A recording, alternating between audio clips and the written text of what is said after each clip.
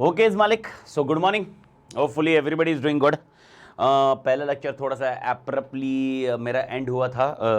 Basically उस दिन I lost my grand mother, मतलब जो मेरे चाचा जी है, शायद all together every one knows, क्योंकि मेरे को जो सुधारने के पीछे जिनका रोल है, या मेरे को जो आपके सामने प्रेजेंट हुआ है अमित तातेड़, ओके, उसको एज ए अमित तातेड़ बनाने का रोल, या अमित तातेड़ तोड़ बनाने का रोल जो है वो मेरे चाचा जी है। वो कैसे एक जो सब कुछ है मेरे लिए, मेरे सारे डिसीजन मेकिंग से लेकर सारे सारे सब कुछ है। ओके, उनकी मम्मी या दादी जी, बाई जी बोलते हैं हम लोग, तो we lost her and it was spontaneous, मतलब ऐसा अचानक। तो उसके लिए वो एब्रप्टली मेरा लेक्चर एंड हुआ था मालिक।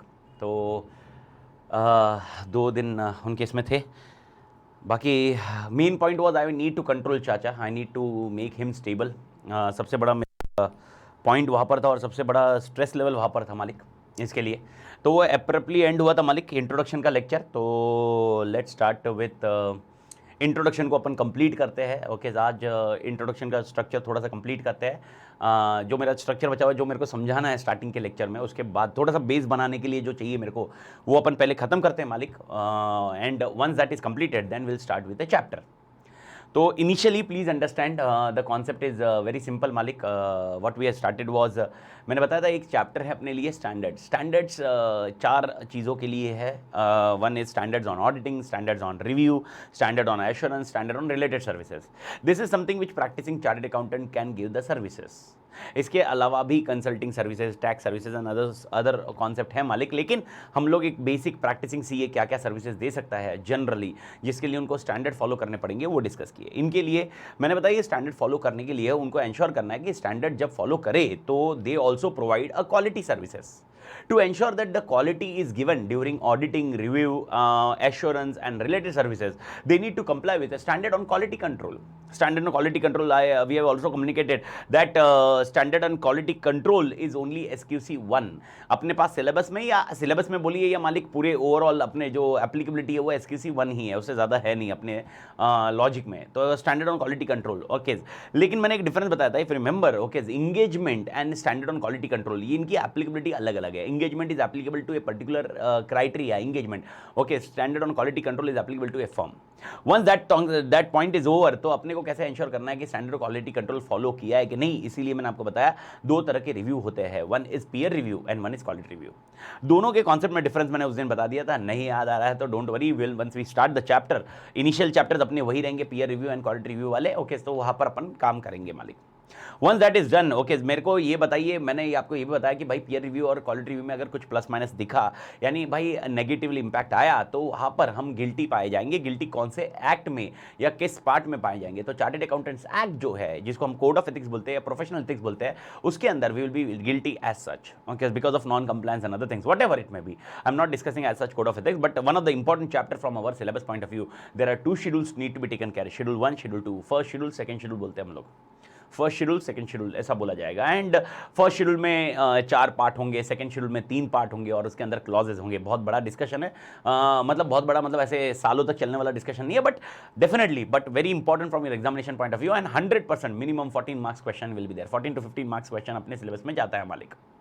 ये होने के बाद one more concept was there that auditor can be liable under the companies act also, and that is also called a concept of liabilities of auditor. But not only companies act, other act are also applicable, but few of the things have been covered in our syllabus, and there will be 3 liabilities. One is civil liability, one is criminal liability, and one is income tax act की liability. So these 3 things have been covered in our syllabus. After that we have discussed with respect to the element that भाई यार अब audit के engagement, because our syllabus is more of audit and we'll be covering an audit paper. तो what are the various types of audit और what are the various chapters in audit, तो वो various chapters को एक एक करके discuss कर रहा था मैं, एंड बीच में पॉइंट अपन ने एब्रप्टली लेफ्ट किया, तो वहां पर मैं उसको कंटिन्यू कर रहा हूं मालिक। एंड ये आपको समझना जरूरी है, because at the end of the day I want that initial background, because I will be starting with the chapter of peer review, because there are certain things. तो मैं पीयर रिव्यू से चालू करूंगा, क्वालिटी रिव्यू, कंपनी ऑडिट, जिससे adaptability आए, छोटे छोटे chapters है, उसके बाद एडेप्टेबिलिटी आने के बाद then we can go head, and sequence will be almost like this only. मैं पहले छोटे छोटे चैप्टर्स खत्म कर देता हूँ, and one fine day will start with the standards. Standards on auditing and don't worry, standards on auditing तो अपने तोड़े मालिक, मतलब वैसे तो सारी चीज़ें तोड़े मालिक, क्या क्या पॉइंट है, बट लॉजिक है कि भाई एक बार पूरा बैकग्राउंड समझ लीजिए and after that will start with the discussion. तो in audit what are the three things we have discuss already. First was company audit and company audit is what you studied in intermediate. Okay, so यहाँ पर अगर आपको मैंने already बताया था, if you remember, you will not be studying anything extraordinarily. यहाँ पर बहुत नया सिलेबस कुछ पढ़ने वाले नहीं हो मालिक. You will not be studying any new syllabus, extraordinary syllabus नहीं पढ़ने वाले हो. आपका जो सिलेबस इंटरमीडिएट का था, the same syllabus will be continuing in your CA final, except there will be two three sections ज़्यादा. जैसे नेफ्रा का सेक्शन मैंने बता दिया था, NFRA will be an extraordinary here. NFRA मतलब नेफ्रा एक पॉइंट आएगा एंड आई डू थिंक मेरे ख्याल से सबको मालूम होगा नेफ्रा क्या रोल प्ले कर रही है. ओके, जो कंपनी ऑडिट है, even one of the biggest consideration या one of the biggest problem which will come across a small chartered accountant firms will be, अगर ऑल टुगेदर जो नेफ्रा ने रिकमेंडेशन दिए हैं अगर वो इंप्लीमेंट हो गए किसी ना किसी तरह, तो it will be a big challenge for small firms. Because उन्होंने कहीं ना कहीं, आपको ये मालूम होगा, ओके, अभी अपन का सेक्शन 139 जहाँ पर every company need to go through a audit and they need to appoint an auditor. Okay, वो क्राइटेरिया निकल जाएगा. Okay, then NFRA recommendation is that small company and other companies के लिए ऑडिटिंग क्राइटेरिया ही निकाल दो. And मेरे ख्याल से आई डू थिंक इससे कोई छुपा हुआ नहीं रहेगा. तो जो मीडियम स्मॉल साइज फर्म है, सीए फर्म है, उनके लिए all together one of the biggest point is that उनके पास जो ऑडिट्स है वो स्मॉल कंपनी के ऑडिट्स है. And even 2-3 things which we have experience in last 2 years इज समथिंग. जीएसटी ऑडिट निकल गया, ये टैक्स ऑडिट की लिमिट बढ़ गई. ओके, टैक्स ऑडिट की लिमिट ड्रामेटिकली बढ़ गई. हाँ भाई, डेफिनेटली उसके अंदर वो पॉइंट है कि you are having an e payments and other things. Okay, but to the extent limit तो बढ़ गई है मालिक, कहीं ना कहीं एग्जाम्शन पॉइंट आ गए. एंड ऑल टुगेदर अगर कंपनी एक्ट में अगर ये रिक्वायरमेंट आ गई तो मेरे ख्याल से स्मॉल सीए फर्म को, ओके, मैं ये नहीं बोल रहा हूँ कि भाई यार इसके लिए इंस्टीट्यूट ने कुछ करना चाहिए या वो करना है चाहिए, पैनलमेंट है, नेफ्रा क्या है, आज नहीं तो कल इंप्लीमेंट कर लेगी. ओके, अपन उसको डिफर कर सकते हैं, इससे ज़्यादा और कुछ नहीं होगा भाई. रिकमेंडेशन आए हैं तो ईज ऑफ बिजनेस के चक्कर में, ईज ऑफ बिजनेस के कॉन्सेप्ट में ये आएगा. अभी कहीं ना कहीं अपन ये बात कर रहे थे, डिस्कस कर रहे थे that it will have a impact on our point. But as a chartered accountant we should understand. Okay sir, आप बहुत जन बोल रहे थे सीए का स्कोप इम्पैक्ट होगा, सीए का पॉइंट, हाँ 100% होने वाला है ना यार. अरे यार, जब एक पॉइंट था जब आप बोल रहे थे it is applicable to 100% companies, all company need to go through an audit. Okay, this was a scenario and this is a statement will be discussing in company audit next week. Okay, तो वहां पर अपन ये पढ़ने वाले every company need to go an audit, मतलब need to do an audit. अब यहां पर अगर वो लोग फिल्टर कर देंगे तो कहीं ना कहीं, और फिल्टर कौन सा कर रहा है, जो स्मॉल फर्म, स्मॉल कंपनीज है. ओके, जो एक टर्नओवर का क्राइटेरिया है, नेटवर्थ का क्राइटेरिया है, वो सारे क्राइटेरिया लेके आके वो फिल्टर करने वाले हैं. तो it is a big deal for us. तो as a chartered accountant we need to understand. Okay, again I am telling you, not from a big 4 point of view और mid size firm point of view. Mid size firm है या big 4 है, उनके audits में impact नहीं होने वाले, लेकिन जो स्मॉल फर्म है उनके लिए बहुत बड़ा प्रॉब्लम होने वाला है. तो इस कंटेक्स्ट में सर क्या करना चाहिए as a chartered accountant, we need to understand. Okay, we need to अपना स्कोप, अपना वो स्ट्रक्चर चेंज करना बहुत ज़रूरी है. वी नीड टू, और ये मैंने उस दिन भी डिस्कस किया, as a chartered accountant we need to have our scope extended to much wider area और न्यू एरियाज रैदर देन, मतलब एक ऑप्शन ये भी हो सकता है आप थोड़ा मिड साइज फर्म बन जाओ, लेकिन इतना आसान थोड़ा ना मिड साइज फर्म बनना या बिग 4 बनना. Okay, that's a big challenge, but उसके लिए network firm and other things, ये सारी चीज़ें हो सकती है, ये एक ऑप्शन अवेलेबल है. दूसरा मेन जो मैं सोचता हूँ कि भाई यार as a chartered accountant should go into some area which are very niche areas, not everyone enter into it, and these are something which we can discuss it out on the screen now. यानी अपन के दिमाग में सिर्फ company audit को लेकर काम है. कंपनी ऑडिट के अलावा इतने ऑडिट है, 1760 ऑडिट है मालिक. बस अपने, मैं ये नहीं बोल रहा हूं अपन ने ऑडिट करवाना है, बट वो ऑडिट के क्राइटेरिया जब आप कंसल्ट करने लगोगे, जब वो रिकमेंडेशन दोगे, आप जब उसमें वैल्यू एडिशन दोगे, तो आपको क्यों अपॉइंट नहीं करेंगे, मेरे को बताइए ना मालिक. एग्जाम्पल शायद मेरे ख्याल से आई डू थिंक एवरीबडी, सबको याद होगा मालिक, मेरे ख्याल से everybody is able to recall that मैंने management audit and operation audit में समझाया था कुछ चीजें. मैनेजमेंट ऑडिट याद होगा मालिक, मैनेजमेंट ऑडिट तो मेरे ख्याल से सबको याद आना चाहिए. मैनेजमेंट ऑडिट में मैंने बताया था, okay, what is audited management audit में और ऑपरेशनल ऑडिट में. What is audited operational audit में मैंने बताया था इंटरनल ऑडिट जैसा ही थोड़ा सा है, खाली ऑपरेशंस को देखते हैं.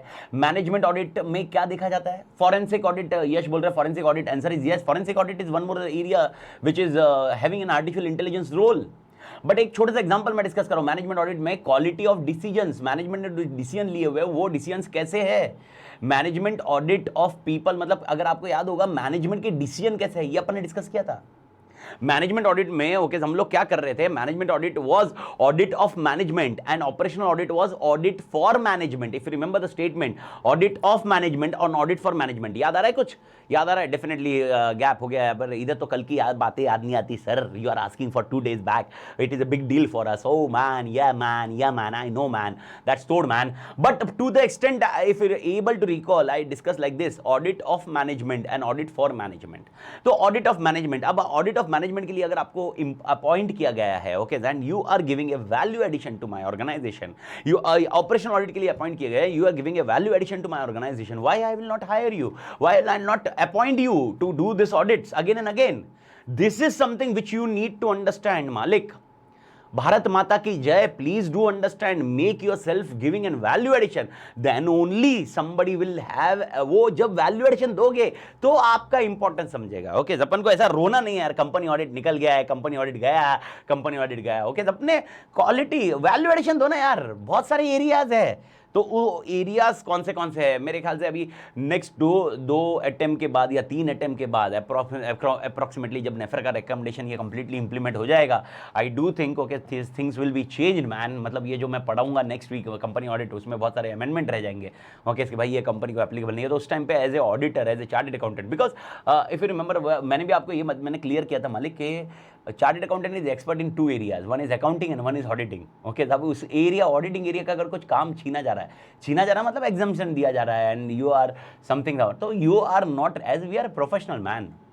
ओके ठीक है, अपन ने वो अपना इंस्टीट्यूट जो करने वाला है, टीम बैठाई है, सब रिकमेंडेशन सही है कि नहीं है, इसमें लूप होल्स हो सकते हैं। ओके ये जो बोल रहे हैं भाई इसमें जो स्मॉल फर्म है फिर फ्रॉड करने की चांसेस ज़्यादा है, रिकमेंडेशंस रहेंगे बहुत सारे। ओके मिस मैनेजमेंट होने की चांसेस ज़्यादा है मालिक। ओके तो बहुत सारे एलिमेंट है मालिक, तो इस चीज़ को लेकर अपन कुछ करें उससे अच्छा ओके अपना स्कोप कैसे बढ़ाए, अपना वैल्यू एडिशन कैसे करें, इसके ऊपर ध्यान देना मालिक।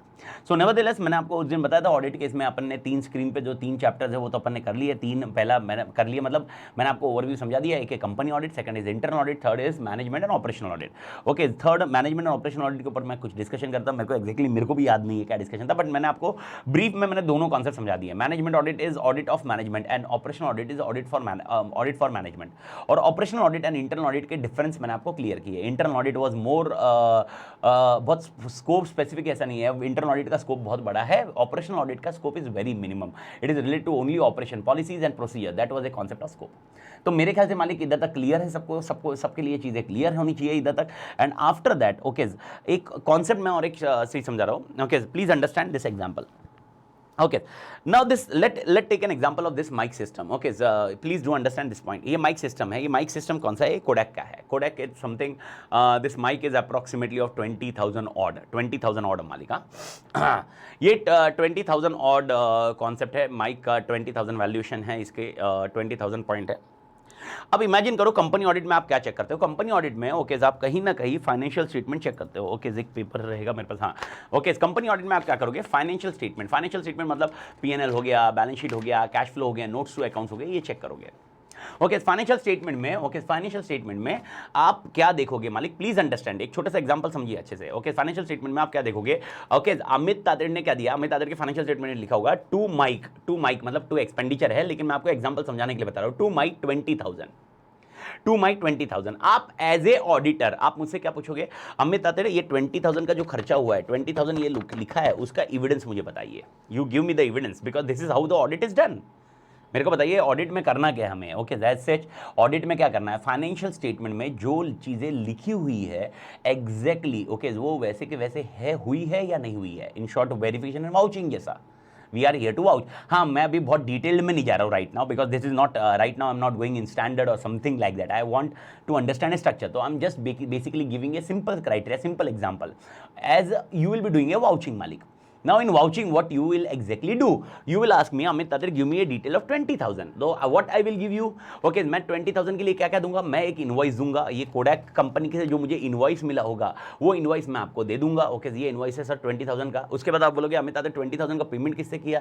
मैं आपको बैंक स्टेटमेंट दे दूंगा। ओके 20,000 का bank statement I will give you for 20,000। You will take okay Amit 20,000 okay 20,000 का इनवॉइस आ गया, 20,000 का बैंक पेमेंट बैंक स्टेटमेंट से पेमेंट चला गया।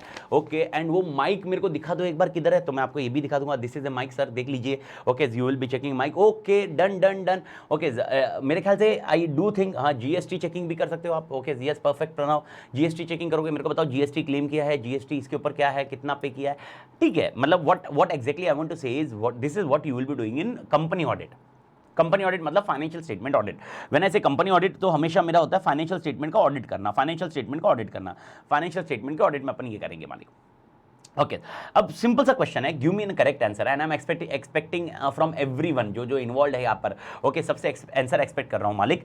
ओके तो मेरे को आप बताइए। Okay please understand, please understand. Okay ये जो मैंने माइक लिया 20,000 का, ये 20,000 का कोडेक का माइक है, लेकिन इसी तरह का एक माइक आहूजा का अवेलेबल है, आहूजा का अवेलेबल है, वो 2,000 में अवेलेबल है। मैं आपको बता रहा हूँ वो माइक में और ये माइक में डिफरेंस क्या है सर, कोडेक के माइक में। ओके कहीं ना कहीं आप ये देखोगे वॉइस क्लैरिटी इसमें ज़्यादा होगी। ओके इसमें दूसरे जो सराउंडिंग वॉइस होते हैं वो सराउंडिंग वॉइस को दबा के रखता है एंड अल्टीमेटली मेरी वॉइस को वो बहुत अच्छे से कैप्चर करता है। आहूजा में रहा तो वो खर ऐसा वो कुछ ना कुछ चलते रहता है प्लस माइनस। ओके इसका मतलब आहूजा नहीं, आहूजा रिजिड है, रिजिड मतलब एकदम रद्दड़ है। ओके लेकिन भाई डेफिनेटली कॉस्ट एंड मैकेनिज्म है, तो आहूजा का माइक 2000 में अवेलेबल था। ओके मेरा क्वेश्चन है as a auditor can you ask me a question, Amit Tated, why you spend 20,000 on a mic, okay, where you can spend 2,000 on a mic? Can you ask me this question, Malik? Okay, can you ask me this question, Malik? Bharat Mata की जय। खर समझ में आ गया ना, खर खर खर समझ में आ गया मालिक। ओके प्रणव बोलता है statutory auditor can not comment on your decision making to buy. Okay Raghav ने भी नो बोला, अनिल ने भी नो बोला। ओके इधर कोई कुछ बोल रहा है मालिक, मेरे ख्याल से क्वेश्चन समझ में आया सबको। पिंटुल ने भी नो बोला, पिंटल ने मानसवी ने यस बोला, मानसवी ने बोला नहीं पूछ सकते सर। ओके आदित्य बोलता है नो सर बिंदास उठाओ, जितने का उठाना उठाओ माँ कसम।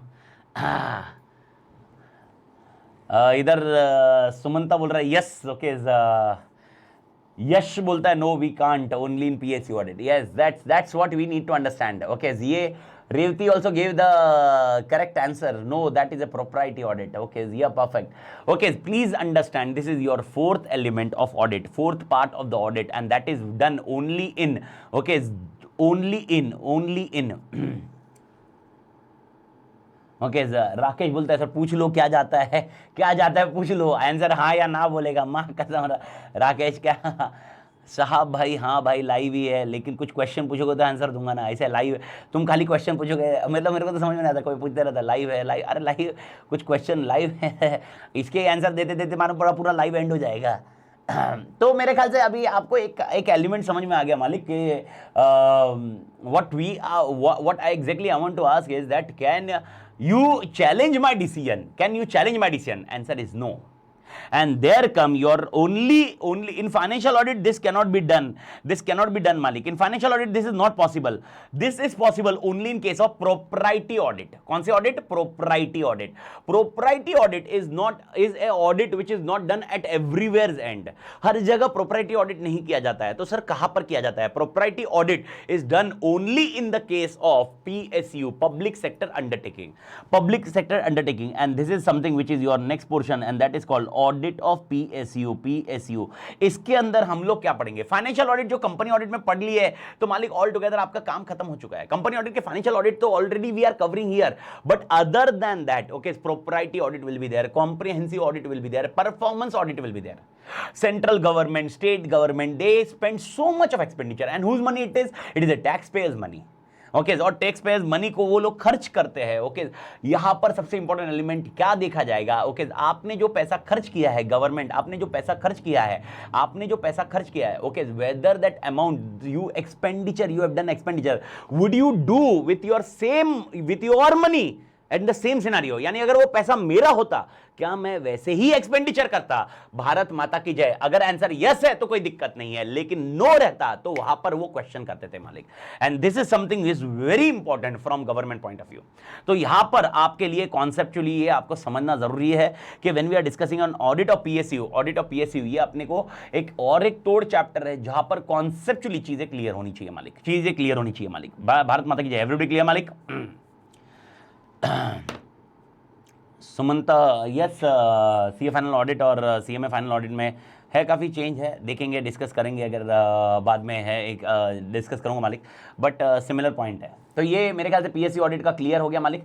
PSC government audit is same मालिक, government audit PSU is much wider in scope, PSU is much wider in scope. Government audit is very small concept. Government audit तो एक ही एलिमेंट हो गया, PSU much wider in scope है। तो यहाँ पर हम लोग ये चैप्टर में क्या क्या पढ़ने वाले हैं, ये चैप्टर में कैग कौन है, शायद सुना ही होगा, इंटरमीडिएट में पढ़ा होगा आपने, इंटरमीडिएट में कैग कौन है। तो कैग को पावर्स कहाँ से मिलते हैं, कॉन्स्टिट्यूशन कौन से पावर्स कैग को देता है, कैग कौन से ऑडिट करवा सकता है, and what are the different types of audit. तो 5 audits will be studying in PSU audit. One will be your financial audit, same audit what we will be discussing company audit. One will be comprehensive audit, one will be performance audit, one will be propriety audit, one will be compliance audit. So 5 audits will be there in PSU audit, 5 audits, okay, the financial audit, compliance audit, comprehensive audit, propriety audit and performance audit। और performance audit सबसे detailed है, okay। So PSU के लिए आप ध्यान रखना, okay। और PSU के इसमें से जो frequency है marks की, okay, इनिशियली लास्ट 4 अटेम्प्ट को देखे तो इट 50-50 है PSU ऑडिट में, मतलब 2 बार आ चुका है, 2 बार नहीं आया है, 2 बार आ चुका है एंड वापस। हाँ, मैं आई am just focusing mainly on last 4 attempts मालिक, लास्ट 4 अटेम्प्ट्स मालिक, ओके, लास्ट 4 अटेम्प्ट्स मालिक। रीज़न सिंपल है, क्योंकि देखिए सीए फाइनल का 4 अटेम्प्ट के पहले वाला पेपर, उसके पहले वाले भी अपन कंसिडर कर रहे हैं, नहीं ऐसा नहीं है, लेकिन 4 अटेम्प्ट में दिक्कत क्या आ गई, 4 अटेम्प्ट में ना MCQ आ गए, और MCQ पब्लिक डोमेन पे पब्लिश नहीं किए जा रहे, वो कितने मार्क्स के हैं, तो अपने को आइडिया नहीं आ रहा है कि वो कितने मार्क्स के आ रहे हैं MCQ, या कौन से चैप्टर से आ रहे हैं। तो कहीं ना कहीं we are restricted only with respect to this particular part है मालिक। तो इसीलिए ध्यान रखना मालिक कि when we are discussing about this particular point, मैं थोड़ा सा 4 अटेम्प्ट को ज्यादा इंक्लाइन रहूंगा। Why sir? Reason is simple यार, बिकॉज MCQ आने के बाद जो पैटर्न है वो अपन के लिए मैटर कर रहा है। तो MCQ में क्या आ सकता है फिर सर? MCQ में any question can be come, any question any chapter.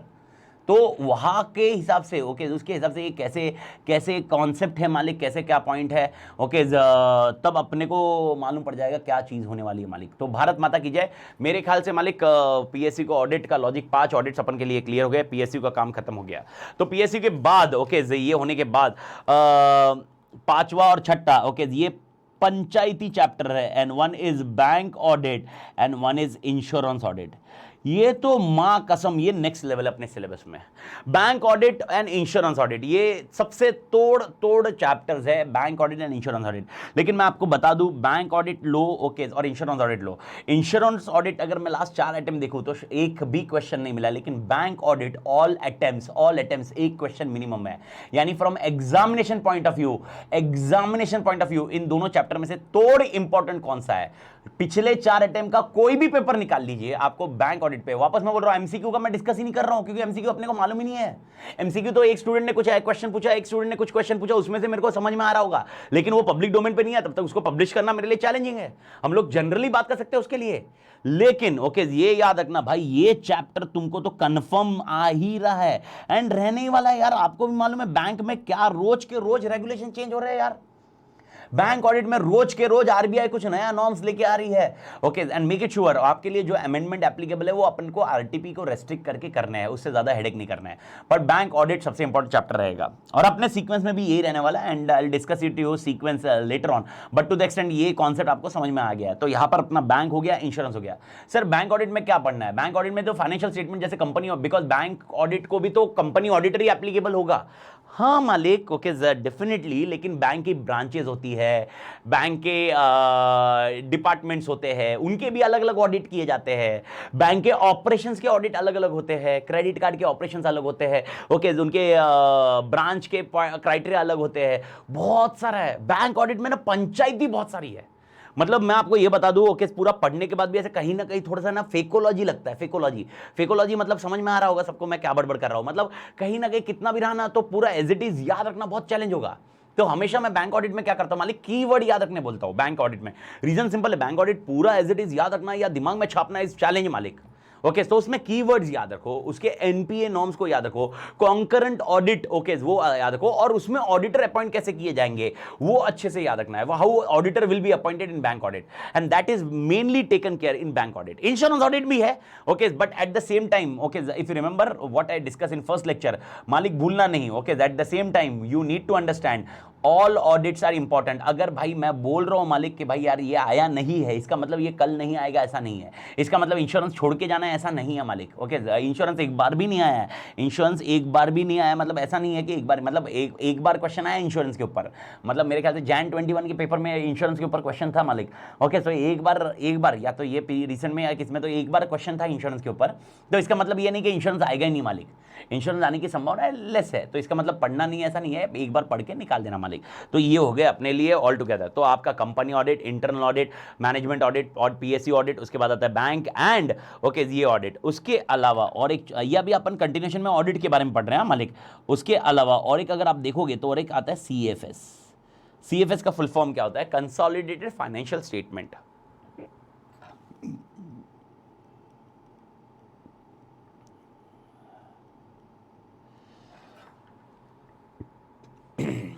Parent company या होल्डिंग कंपनी जो सीएफएस बनाती है उसका ऑडिट। तो सर सीएफएस ऑडिट में करना क्या होता है? सीएफएस ऑडिट में तो वही तो करना होता है जो फाइनेंशियल स्टेटमेंट में करते हैं अपन। We are required to do whatever CFS audit में we will be doing. Answer is yes, you will be doing the same thing मालिक, you will be doing the same thing, you will not be doing any new thing as such in CFS. CFS में तुम कुछ नया काम नहीं करने वाले हो, तुम वही करने वाले हो जो ऑल टुगेदर तुम फाइनेंशियल स्टेटमेंट के ऑडिट में करने वाले हो। तो फिर सब अलग से चैप्टर डालने की क्या जरूरत थी? कंपनी ऑडिट में तो ऑलरेडी पढ़ लिया हमने ओके मालिक। बहुत तोड़ लेवल का कॉन्सेप्चुअल पॉइंट रहेगा सीएफएस में। मैं आपको बता रहा हूं जिस दिन आप सीएफएस का चैप्टर पढ़ोगे तो आपको समझ में आएगा, मां कसम ये लेवल तक सोचना है ऑडिट में।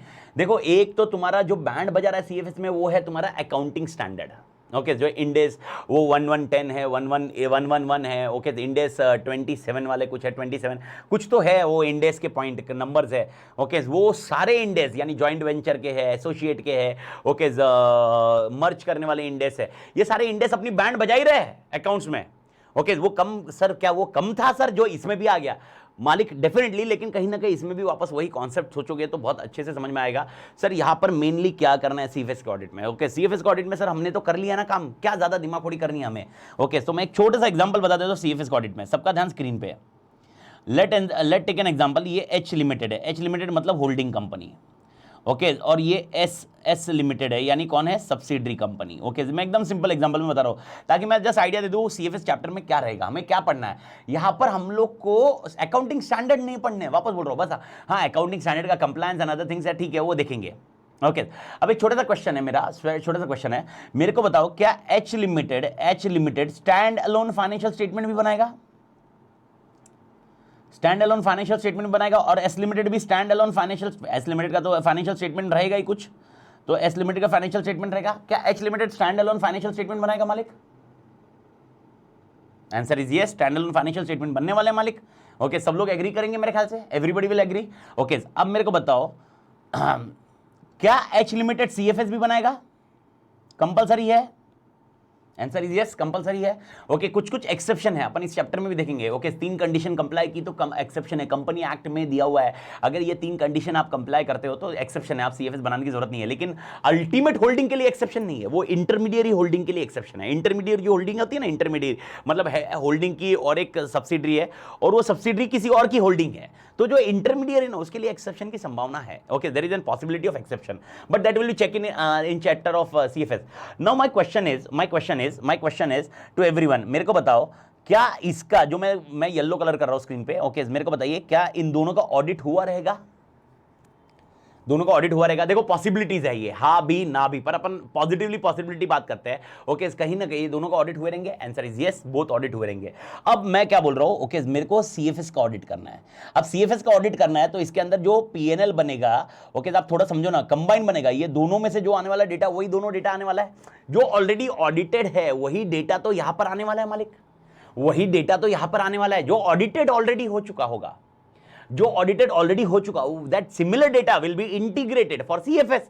Now my question is okay, देखो परम्यूटेशन कॉम्बिनेशन समझो, इट में हैपन, ओके, इधर का ऑडिट एग्जांपल बोल रहा हूं, इधर का ऑडिट एग्जांपल, इधर का ऑडिट प्रणव ने किया, यहां का ऑडिट मैंने किया, ओके जब यहां का ऑडिटर मैं हूं तो सीएफएस का ऑडिटर भी मैं ही रहूंगा, दैट फॉर श्योर। जो होल्डिंग कंपनी का ऑडिटर है वही सीएफएस का ऑडिट करता है। लेकिन ऐसा हो सकता है कि भाई यार सब्सिडियरी का ऑडिटर मैं नहीं था, या सब्सिडियरी का ऑडिटर मैं था, ओके, या सब्सिडियरी का ऑडिटर ऑडिट ही नहीं हुआ है, what ever it may B, permutation combination, how you will tackle this is what discuss here in this chapter. Okay, there will be two discussion.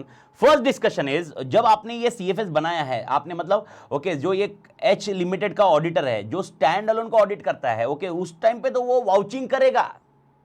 Please understand मैं क्या बोल रहा हूं, ओके जो मेरे को समझाना है प्लीज अंडरस्टैंड। ओके यहां पर एग्जांपल बोल रहा हूं, ओके ये लोग बोल रहे हैं कि भाई यार मेरा रेवेन्यू आया है, ओके ये एच लिमिटेड स्टैंड अलोन में बोल रही है मेरा रेवेन्यू आया है 100 करोड़, मेरा रेवेन्यू आया 100 करोड़। स्टैंड अलोन में ये ऑडिट हो चुका होगा मालिक, स्टैंड अलोन में ये ऑडिट हो चुका होगा, स्टैंड अलोन में ये 100 करोड़ आपके पास आया, कैसे आया 100 करोड़ बताइए कैसे आया, इसके एविडेंस बताइए, ओके गिव मी ए डॉक्यूमेंटेशन, वाउचिंग पूरा वाउच हो गया होगा, 100 करोड़ तो करेक्ट ही है। उसी तरह सब्सिडरी लिमिटेड का भी एग्जांपल बोल रहा हूं, रेवेन्यू 20 करोड़ है, एग्जांपल बोल रहा हूं 20 करोड़ है, ये 20 करोड़ का वाउचिंग इधर हो चुका होगा, ऑलरेडी हो चुका होगा। सीएफएस में आपको अगेन वाउचिंग वेरिफिकेशन नहीं करना है।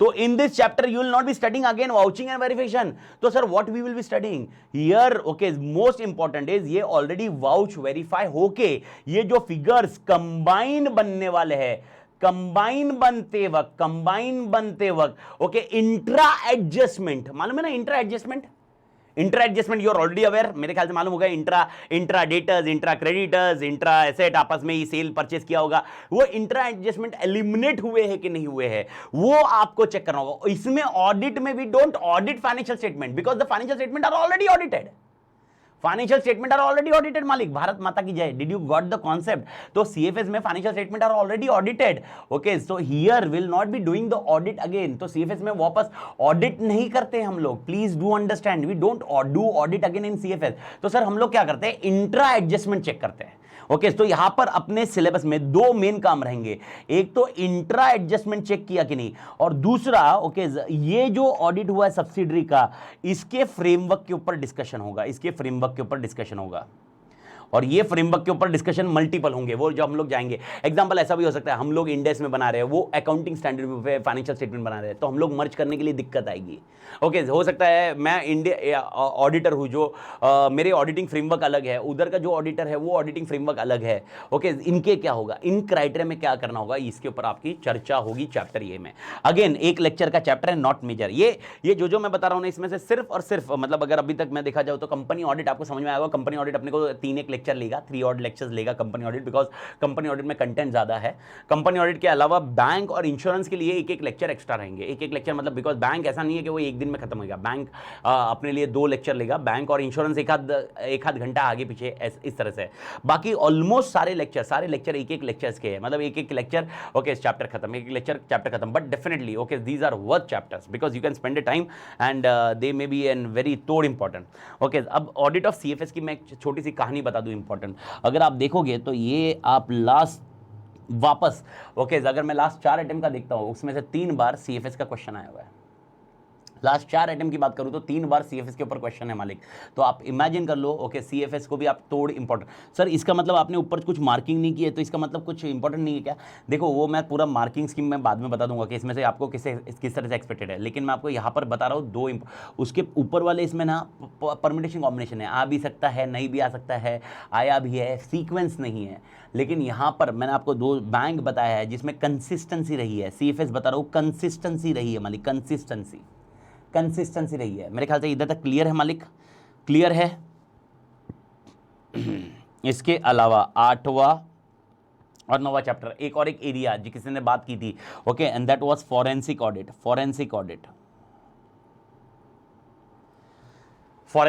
दया कुछ तो है, दया कुछ तो है, दया कुछ तो है। ओके डॉक्टर सालून के देखा है आपने, सीआईडी में पता होगा, सीआईडी में दया कुछ तो है डॉक्टर सालून के। ओके वो सूंघता है, अरे ये क्या है, अरे ये वो ड्रग है, इससे मारा होगा, इसकी खून इसी चीज से किया होगा। ओके भाई वो डॉक्टर सालून के ऐसा पर्सन है, मतलब वो सिर्फ एक फुट मार्क से पता कर सकता है खूनी कौन है। मतलब नेक्स्ट लेवल है मालिक डॉक्टर सालुंके, नेक्स्ट लेवल मतलब नेक्स्ट लेवल है, मतलब he is not from this particular planet, he is from some other planet, लेकिन मां कसम इस प्लैनेट के लिए वो कितना उद्धार कर रहा है, मतलब नेक्स्ट लेवल कर रहा है मालिक। ओके तो यहां पर हम जब बात कर रहे हैं तो इस कंसेप्ट में बात कर रहे हैं कि वो जो कर रहे थे सर वो कौन सा ऑडिट है मालिक, वो कौन सा ऑडिट है। ओके वो जो सालुंके डॉक्टर सालुंके कर रहे थे वो फॉरेंसिक ऑडिट है। तो सर वो फॉरेंसिक ऑडिट नहीं है, फॉरेंसिक वाला काम है, फॉरेंसिक टीम बोलते हैं, सुना होगा ना आपने वर्ड फॉरेंसिक टीम है। वो फॉरेंसिक टीम के पास ये लाश को भेज दो, फॉरेंसिक टीम के पास ये एविडेंस भेज दो, फॉरेंसिक टीम के पास ये काम भेज दो। ओके इस तरह से आपने सुना होगा, ये वर्डिंग सुने होंगे, and that is exactly where our discussion comes, forensic auditor. तो इसका मतलब सर हम भी डॉक्टर सालुंके जैसे काम कर सकते हैं? अबे वैसे काम नहीं करने मां कसम, अबे वैसे काम नहीं करने हैं उधर जाके, हाँ अरे ये कुछ है, ये कुछ है, ये काम नहीं है हमारा। ओके तो मतलब डॉक्टर वो एक्सपर्टाइज इन रिसर्च वाला एरिया है, तो हम लोग भी रिसर्च के एरिया में जा सकते हैं सर। तो सर ये फॉरेंसिक ऑडिट किस में है मालिक, फॉरेंसिक ऑडिट किस में है मालिक?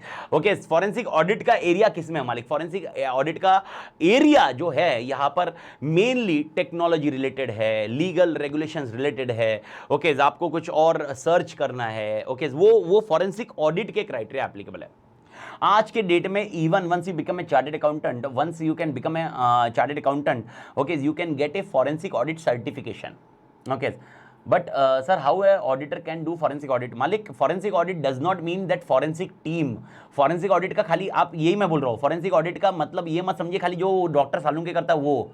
इवन अगर मेरे पास कुछ डेटा दिया है और वो डेटा में कुछ मिसमैच ढूंढना है, वो भी फॉरेंसिक का काम है। एक्सेल शीट में हमें कुछ हिडन एडजस्टमेंट ढूंढने, वो भी फॉरेंसिक ऑडिट का काम है मालिक, प्लीज डू अंडरस्टैंड। ओके भाई मतलब प्लीज ये दिमाग में रख लो, डॉक्टर सालुंके जो करता है वो टीवी का इंप्रेशन है, फॉरेंसिक रियल लाइफ में मच वाइडर एरिया मालिक, मच वाइडर एरिया मतलब बहुत बड़ा कॉन्सेप्ट है मालिक। ओके यानी अगर एग्जांपल बोल रहा हो, ओके कहीं ना कहीं एक अपना एक क्लाइंट है, क्लाइंट बोल रहा है डेटर्स में कहीं ना कहीं हमको लग रहा है कि भाई यार कोई झोल हो रहा है या कोई पेमेंट बरोबर आ नहीं रहा हमें और यहाँ पर पूरा प्रॉब्लम हो रही है, प्लीज़ हमें ढूंढ के बताइए कौन से ऐसे डेटर्स है, हम उस पर काम करेंगे and will be doing that particular point, and this is something which is called a forensic audit. कुछ केस चल रहा है, ओके क्लाइंट के अगेंस्ट केस चला है, क्लाइंट ने कुछ ऐसा काम किया ही नहीं है, कुछ हुआ ही नहीं है, टेक्नोलॉजी रिलेटेड बोल रहा हूँ, ओके टेक्नोलॉजी रिलेटेड है। ओके एग्जांपल क्लाइंट से कुछ डेटा है जो मिसहैंडल्ड हो गया है, now we as a chartered accountant can play role in forensic audit मालिक। एंड वापस बोल रहा हूँ, फॉरेंसिक ऑडिट का सबसे इंपॉर्टेंट एलिमेंट आप ध्यान रखना, you can do a forensic audit after becoming a chartered accountant also, लेकिन you can get the certificates. Okay कौन सा सर्टिफिकेशन है? अपने chartered accountant institute ICAI is giving a forensic audit certification, तो वो आप एक सर्टिफिकेशन लेके फॉरेंसिक ऑडिट टीम में जा सकते हो। दूसरा ओके यू कैन डू ए सीसा, ओके जो अपन भी है मालिक, सीसा है, डीसा है, okay CFE certified fraud examiner, certified information system auditor, these are forensic auditor के लिए काम करने वाले मालिक।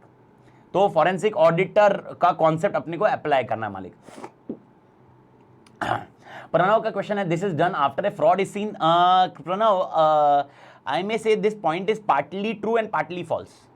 ओके प्रणव का क्वेश्चन क्या आएगा सर, क्या हम ये फॉरेंसिक ऑडिट खाली जब फ्रॉड देखते हैं तभी करते हैं? Answer is no, only not, मतलब answer is yes, partly yes, मतलब आप पार्टली सही हो कि फ्रॉड दिखा तो ये ऑडिट करते हैं, लेकिन उसके अलावा भी एग्जांपल मुझे कोई लीगल केस फाइट करना है, लीगल फेज फाइट करना है और उसके लिए एविडेंस जमा करना है, ओके एविडेंस जमा करना है, लीगल केस फाइट करना है और मुझे एविडेंस जमा करना है, फॉरेंसिक ऑडिट भी पिक्चर में आता है।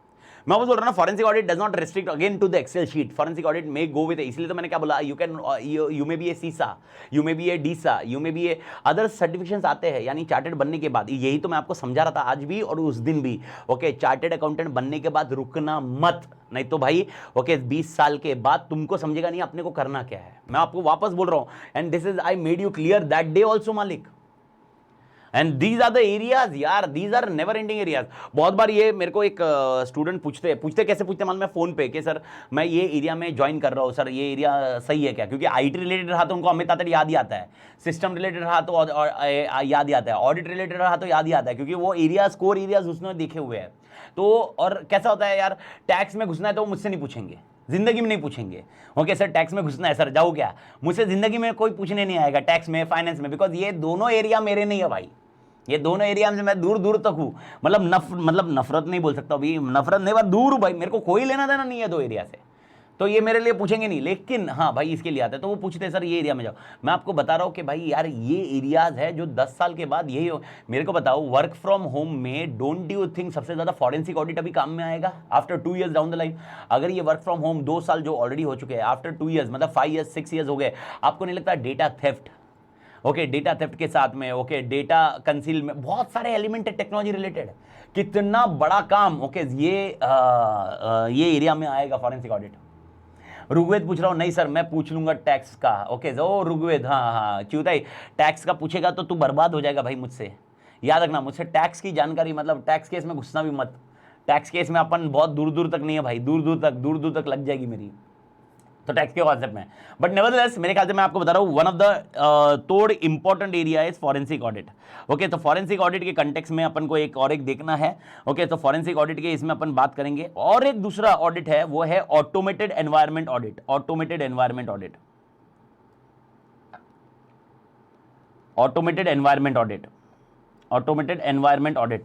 ऑटोमेटेड एनवायरनमेंट मतलब system audit, system audit, system audit, system audit. Okay अब यहां पर जो ओल्ड सिलेबस वाले हैं उनके लिए ऑटोमेटेड एनवायरनमेंट ऑडिट बहुत छोटा सा है, बहुत स्मॉल पोर्शन है, और जो न्यू सिलेबस वाले हैं उनके लिए ऑटोमेटेड एनवायरनमेंट पोर्शन बड़ा है। बड़ा मतलब ऐसे बहुत सारे लेक्चर का नहीं, एक ही लेक्चर का है। ओके लेकिन जो ओल्ड सिलेबस है उनके लिए हार्डली घंटे भर का सिलेबस नहीं था, 1 hour, only 1 hour to complete that automated environment for old syllabus. But in new syllabus this may take approximately 3 hours, 3.5 hours, because in old syllabus there was one subject which is ISCA which has been removed okay in new syllabus. तो old syllabus में इसका में बहुत सारा content cover हो जाता था, but new syllabus में ये कंटेंट कवर नहीं होता है, तो न्यू सिलेबस में इन लोग ने ऑटोमेटेड एनवायरनमेंट पे थोड़ा सा एम्फसाइज डाला हुआ है। तो ऑटोमेटेड एनवायरनमेंट अगेन अपने लिए तोड़ पॉइंट है, लेकिन इसकी पूछने की फ्रीक्वेंसी जो भी मुझे मालूम पड़ी है ओके क्योंकि ऑफिशियल नहीं है, वापस बोल रहा हूँ पब्लिक डोमेन पे ये डेटा नहीं है, लेकिन जो भी मुझे मालूम पड़ा है ये एमसीक्यू में आए हुए हैं। ओके लास्ट दोनों तीनों अटेम्प्ट में एमसीक्यू में ये मिले हुए हैं मालिक। ओके ये एमसीक्यू में मतलब जो स्टूडेंट से मैंने बात की है, वापस बोल रहा हूँ ऑफिशियली पब्लिक डोमेन में नहीं है तो अपन ज़्यादा डिस्कशन नहीं कर सकते, लेकिन ये कॉन्सेप्ट ये पॉइंट अपने लिए इंपॉर्टेंट है। यस मालिक आईपीसी में सर आईपीसी में वो जो सेम था वो ऑटोमेटेड एनवायरनमेंट है क्या? नहीं वो नहीं है, वो बैकग्राउंड था, बैकग्राउंड था, ये डिटेल्ड है। यहाँ पर आप जनरल कंट्रोल, आपने अगर इंटरमीडिएट में या आईपीसीसी में आपने आईटी पढ़ा होगा या ईआईएस पढ़ा होगा, मेरे ख्याल से कुछ तो पढ़ा होगा। ओके हो सकता है कोई बोले यहाँ पर सर एसएम पढ़ के पास हुआ हो, मैं सिर्फ एसएम पढ़ के पास हुआ, ऐसे लोग भी हो सकते हैं, ऐसे लोग भी है मालिक, होते हैं मालिक। ओके अपन डिबेट नहीं करेंगे, ऐसे लोग भी होते हैं मालिक। लेकिन आपने आईपीसीसी और इंटरमीडिएट में पढ़ा होगा मालिक। अनुपम ईआईएस तूने पढ़ा ही है भाई, ईआईएस तो तू आपने था ही, देखा ही है तूने ईआईएस के बारे में अनुपम।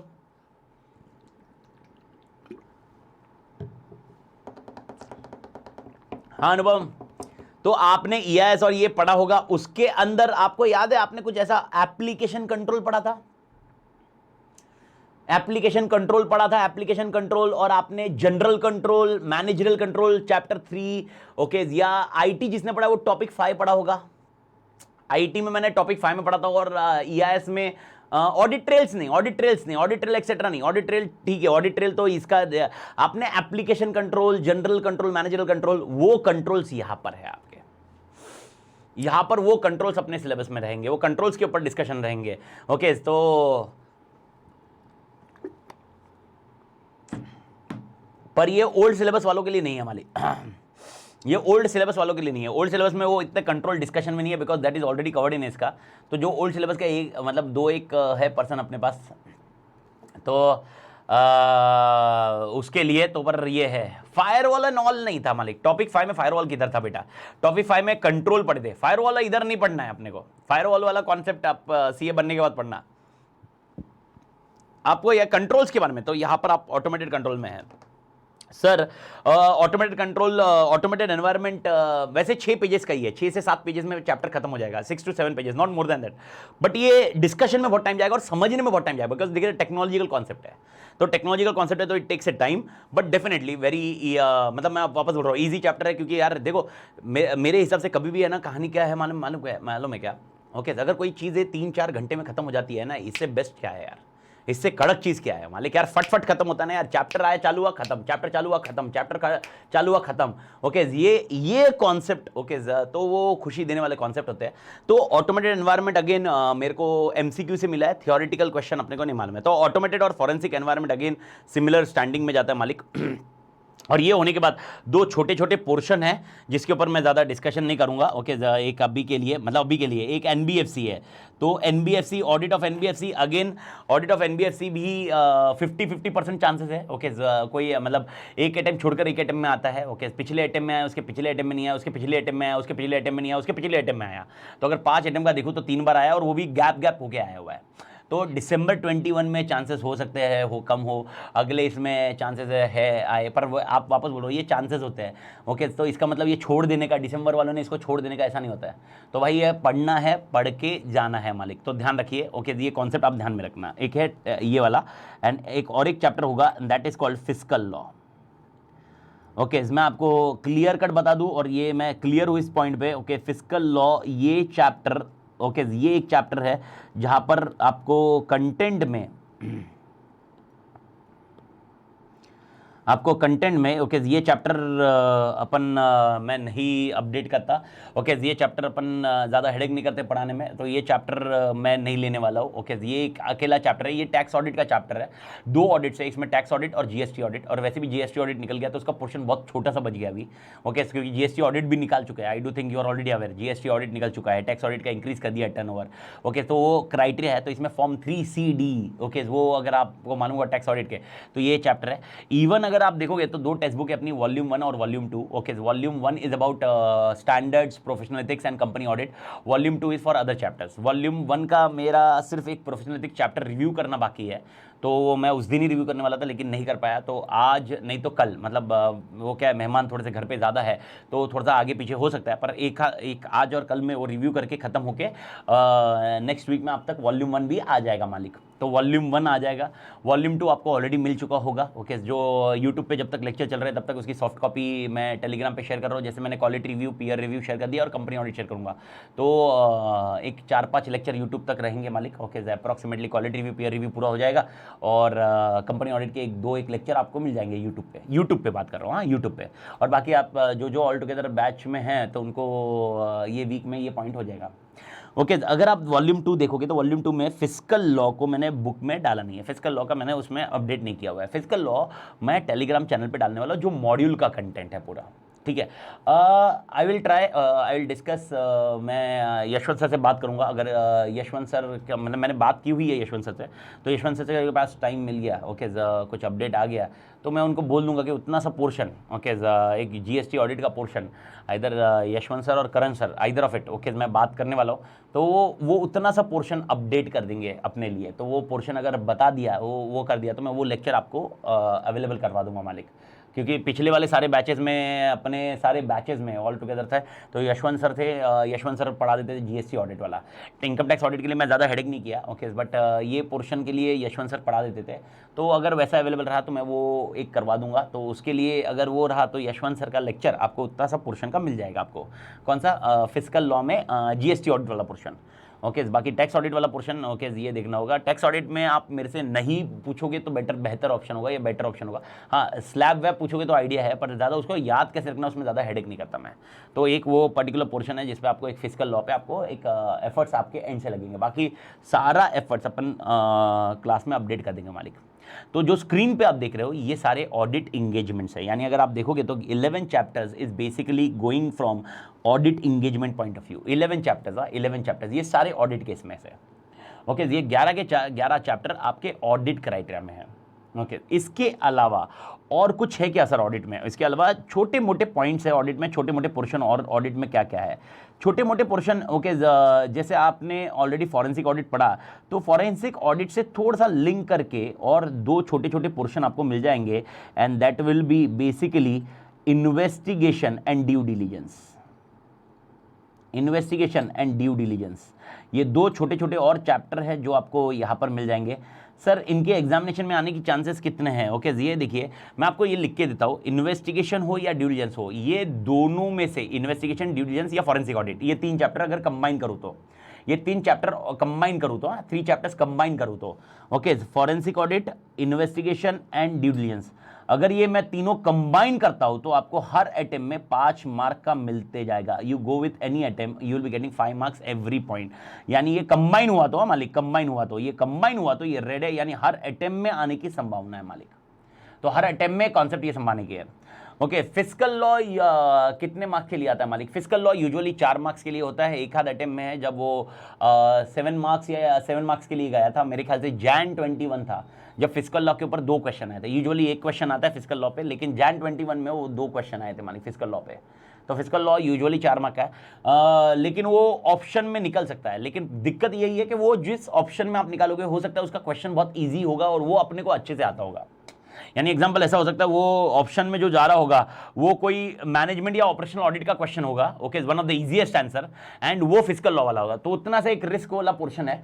बट अदर देन दैट एक क्वेश्चन का रिस्क उठा सकते हैं अपन, क्योंकि एनीवे होता तो रिस्क एंड ये कैलकुलेटेड रिस्क है, बट ये आता है, ये कंफर्म आता है। तो इसमें सर दूसरा कोई सोल्यूशन क्या है अगर ये नहीं देखे तो? इसमें बेस्ट आंसर मैं ये दूंगा, जितना आरटीपी में आता है, कौन सा मैं बोल रहा हूं? फिजिकल लॉ का आरटीपी में आता है उतना अपन ने कर लेने का, आरटीपी का सारा पोर्शन खत्म कर लेने का। आरटीपी में जो जो आएगा, आरटीपी जो भी आपके आइटम की आरटीपी होगी उसमें आपने सारा का सारा काम कर लेने का मालिक, सारा का सारा काम कर लेने का मालिक। ओके, ये कॉन्सेप्ट आपने ध्यान में रखना है मालिक, ध्यान में रखना है मालिक। मेरे ख्याल से मालिक क्लियर है?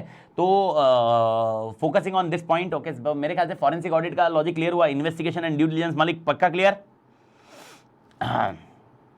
और इसके अलावा और एक जो रेड वाला पोर्शन है, मतलब रेड मतलब क्या, मां कसम साला हर टाइम एग्जामिनेशन में मिलेगा, and that is something which is again focusing on very important element, and that is the next chapter again, and that is called LODR। LODR का फुल फॉर्म है listing obligation disclosure requirement, listing obligation disclosure requirement, listing obligation disclosure requirement, listing obligation disclosure requirement,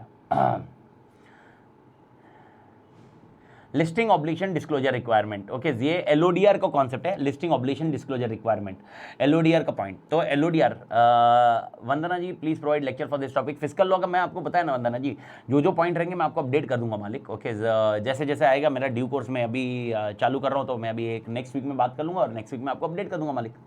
okay, and ठीक है मालिक, जैसे भी है उसके ऊपर अपन अपडेट करते हैं मालिक, no worry for physical law के देखता हूँ मैं। ओके, एंड उसके बाद LODR वाला कॉन्सेप्ट है, LODR वाले पॉइंट में listing obligation disclosure requirement. Okay, ये भी एक पर्टिकुलर पोर्शन है जहां पर LODR आपको हर एक अटेम्प्ट में मिलेगा, मैंने रेड रखा है, हर एक अटेम्प्ट में मिलेगा मालिक, every attempt you will be getting LODR, every attempt you go with any attempt. Okay, हर अटेम्प्ट में आपको ओके LODR के ऊपर मिलेगा, listing obligation disclosure requirement.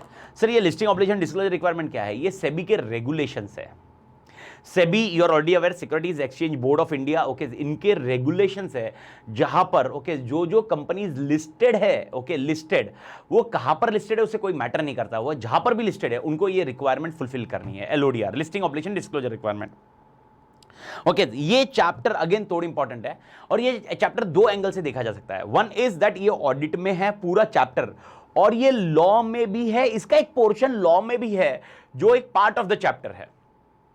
Okay, तो यहां पर जब मैं ऑडिट में पढ़ा रहा हूं मालिक, तो ऑडिट में ये मैं दोनों का कवरेज करता हूं, क्योंकि ऑडिट है ना एग्जॉस्टिव रख देता हूं, फिर ऑडिट में क्योंकि ये पूरा चैप्टर है तो हम पूरी तरह एम्फसाइज कर सकते हैं। तो ऑडिट में अगर आप ऑडिट की बुक देखोगे तो ऑडिट के अंदर आपको ऑडिट का तकरीबन मतलब ऑडिट के तो सारे के सारे पॉइंट्स मिल जाएंगे, साथ में लॉ की जो रिक्वायरमेंट के पॉइंट्स है वो भी मैंने इधर डाल दिए गए।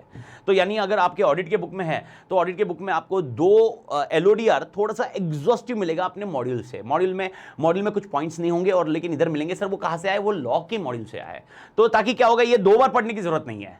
तो लॉ वाले जो पंटर लोग हैं वो भी यही एक बार पढ़ लेंगे, और जो ऑडिट वाले पंटर लोग हैं वो भी यही एक बार पढ़ लेंगे।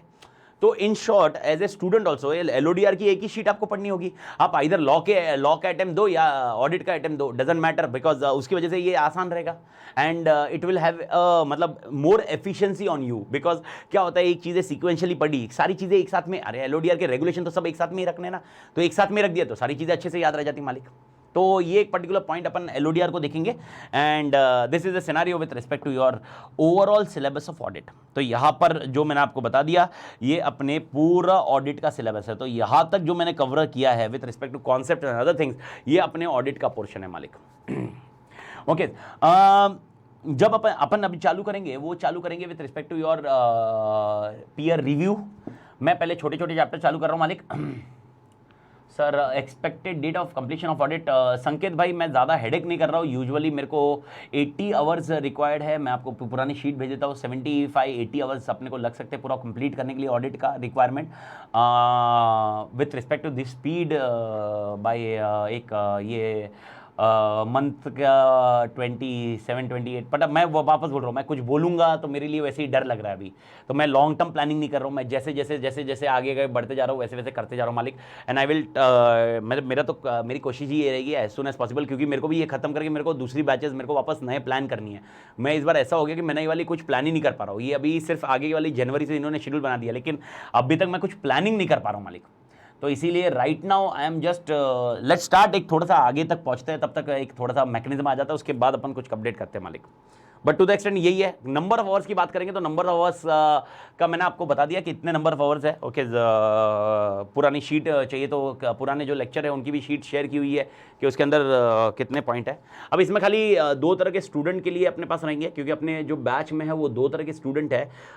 वन इज जो ऑलरेडी पूरा लाइव बैच देख रहे हैं मेरे पास, और एक स्टूडेंट ऐसा होगा जो लाइव बैच ना देख के ओके बैकअप लेक्चर देख रहा है। बैकअप लेक्चर पुराने वाले देख चुका है, जहां पर स्टैंडर्ड्स एंड अदर थिंग्स खत्म कर चुका है और अमेंडमेंट पोर्शन बाकी है। तो उनके लिए जो भी है मैं वॉइस नोट छोड़ दूंगा ओके अपने व्हाट्सअप ग्रुप में। बाकी अदर देन दैट जो लाइव चल रहे हैं सिक्वेंशली चलने दीजिए। ओके, अपना टारगेट ये रखिए साथ साथ में क्लास के साथ साथ में खत्म करते जाइए मालिक। ओके तो मैं ये बता रहा था कि स्टार्ट अपन आज क्वालिटी पीयर रिव्यू से करेंगे। Peer review will be our starting point मालिक, एंड पीयर रिव्यू के बाद will be focusing on the next chapter is quality review, और उसके बाद company audit okay and so on, उसके बाद प्रोफेशनल एथिक्स। तो मेरा एक sequence about the next week मैंने आपको बता दिया, नेक्स्ट वीक तक अपना सीक्वेंस क्या होगा। अभी अपन चालू कर रहे हैं पीयर रिव्यू के साथ में खत्म करने के बाद क्वालिटी रिव्यू। तो पीयर रिव्यू क्वालिटी रिव्यू एक लेक्चर थोड़ा सा प्लस माइनस पकड़ लीजिए, बट ये एक लेक्चर के है। फिर अपन दो तोड़ चैप्टर अपन खत्म करेंगे। एक कंपनी ऑडिट है और एक है प्रोफेशनल एथिक्स। कंपनी ऑडिट में expectancy from theoretical point of view बहुत कम रखी है, एंड प्रोफेशनल एथिक्स में एक्सपेक्टेंसी बहुत ज़्यादा रखी है। बट कंपनी ऑडिट में एमसीक्यू एंड अदर थिंग्स और एप्लीकेशंस बहुत अच्छे से आ सकते हैं, तो इसलिए थोड़ा सा ध्यान रखना पड़ेगा। वो 2 मार्क के क्वेश्चन, यानी ऑडिटर का रोटेशन कितने टाइम में होगा, क्या होगा, वो सारे क्वेश्चन अपने को ध्यान देने पड़ेंगे मालिक। ओके तो let's start with a content. मेरे ख्याल से ये बैकग्राउंड समझ गया। ये शीट एनीवे मैं शेयर कर दूंगा, जिसमें आपको ये स्ट्रक्चर कुछ लिखना रहा या क्या नहीं लिखना रहा, वॉट एवर इट में भी, तो ये आप बाद में देख सकते हो। ओके सर, मार्किंग स्कीम को मैं लेटर ऑन बना दूंगा आपको। जो लॉ बैठ चुके हैं उनको आइडिया होगा, जो नहीं बैठ चुके हैं तो मैं बता दूं। मैं आपको ये 2 सेट में डिवाइड कर दूंगा। ओके ये मैं बना के रख दूंगा इसमें, और वो आपके साथ शेयर कर दूंगा, जिसमें आपको कौन से कितने मार्क्स के लिए एवरेजली एक्सपेक्टेड है।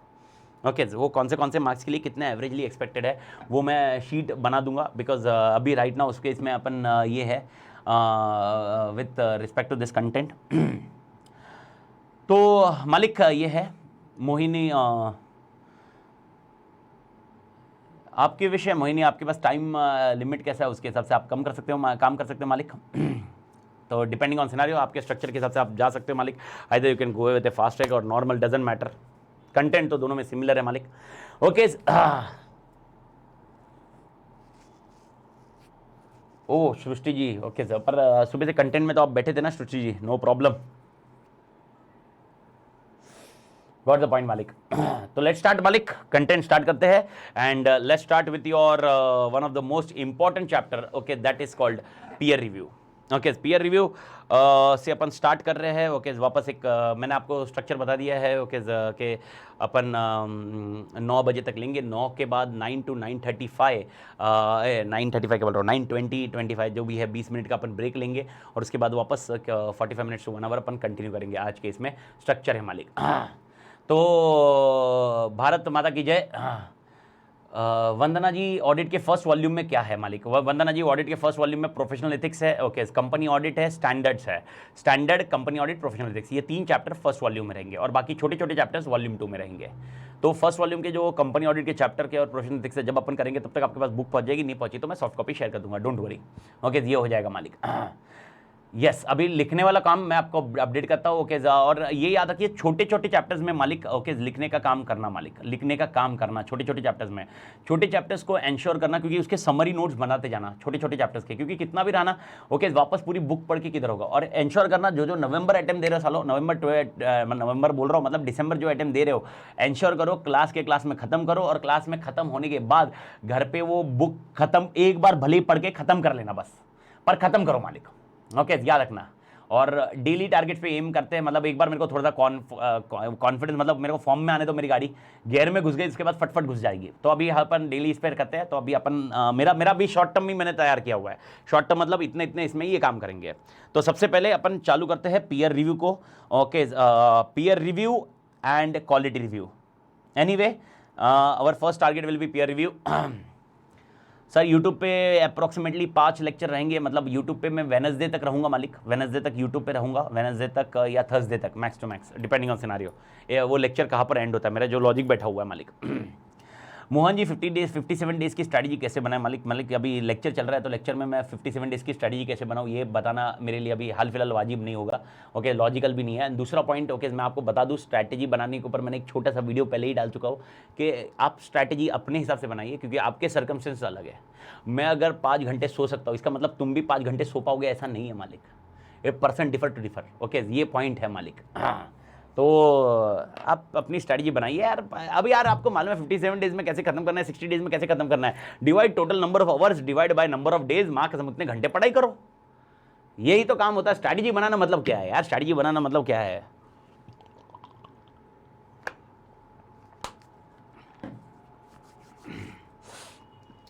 ओके वापस बोल रहा हूँ, अभी छोटे छोटे चैप्टर्स को लिखना खत्म करना, लिख के खत्म करना मालिक।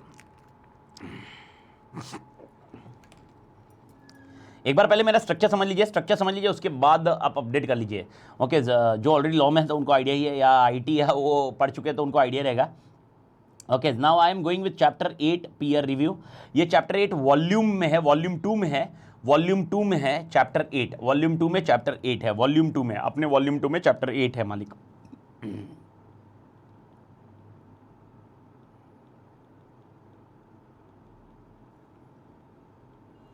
पीयर रिव्यू ओके ये अगेन तोड़ इंपॉर्टेंट चैप्टर है पीयर रिव्यू का।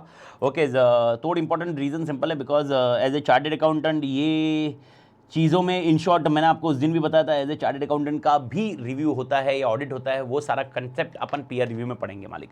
तो पहले आप देख लीजिए, सबसे पहले अपन क्या करने वाले हैं, कितने पॉइंट है, कितने स्ट्रक्चर है, उसके बाद आप आगे अपडेट करिए मालिक।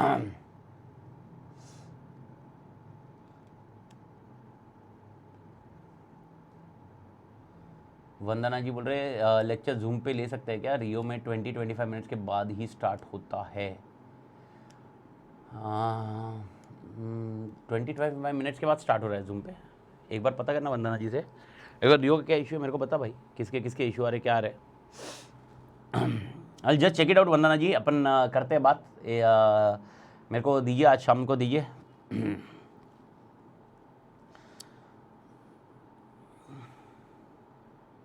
ओके मालिक, तो सबसे पहला जो कॉन्सेप्ट अपन जो पढ़ने वाले हैं वो है ऑब्जेक्टिव एंड स्कोप। ओके अब ये ऑब्जेक्टिव एंड स्कोप में बहुत सारे क्वेश्चंस हैं। ओके बहुत सारे क्वेश्चंस हैं मालिक। 5 सेकंड का लैग तो ठीक है रे, 4-5 सेकंड का लैग तो एडजस्ट हो जाता है मालिक। इतना तो उतना मेरे को पानी पीने को टाइम मिल जाता मालिक। ओके जो पानी पीना मेरे लिए ज़रूरी है, नहीं तो वापस मेरा ब्रेकडाउन ना हो जाए। तो थोड़ा सा एक ये है। ओके जाई मतलब वो बहुत ज़्यादा लंबा टाइम प्लस माइनस नहीं होना चाहिए, कभी कभी पर ये जब तक मेरे पास वो मेरे को अभी वो एक मॉडिफाई किया हुआ है, तो एक अगर रियो प्लेयर पे जो स्ट्रीमिंग हो रहा है, जो अपना सर्वर पे जा रहा है और सर्वर से जो जा रहा है ना, उसमें जब तक ग्रीन रहता है ना तब तक मेरे को दिक्कत इधर मालूम पड़ जाता है कि भाई यार तब तक कोई दिक्कत नहीं है, लेकिन जैसे ही वो रेड या फ्लक्चुएटिंग होता है तो मालूम पड़ जाता है यार इसमें फ्लक्चुएटिंग हो रहा है। तो टू द एक्सटेंड देख लेते मालिक। ओके लेट्स स्टार्ट, क्योंकि जूम के दूसरे मेरे को प्रॉब्लम्स 2-3 हैं पॉइंट, मैं बताता हूँ आपको। तो I'll just discuss it out, no problem मालिक। ओके ऑब्जेक्टिव एंड स्कोप, पहला पॉइंट ऑब्जेक्टिव एंड स्कोप है मालिक। दूसरा कॉन्सेप्ट है applicability, applicable. Okay applicable. Third point okay peer review board, peer review board, and last point is peer review process.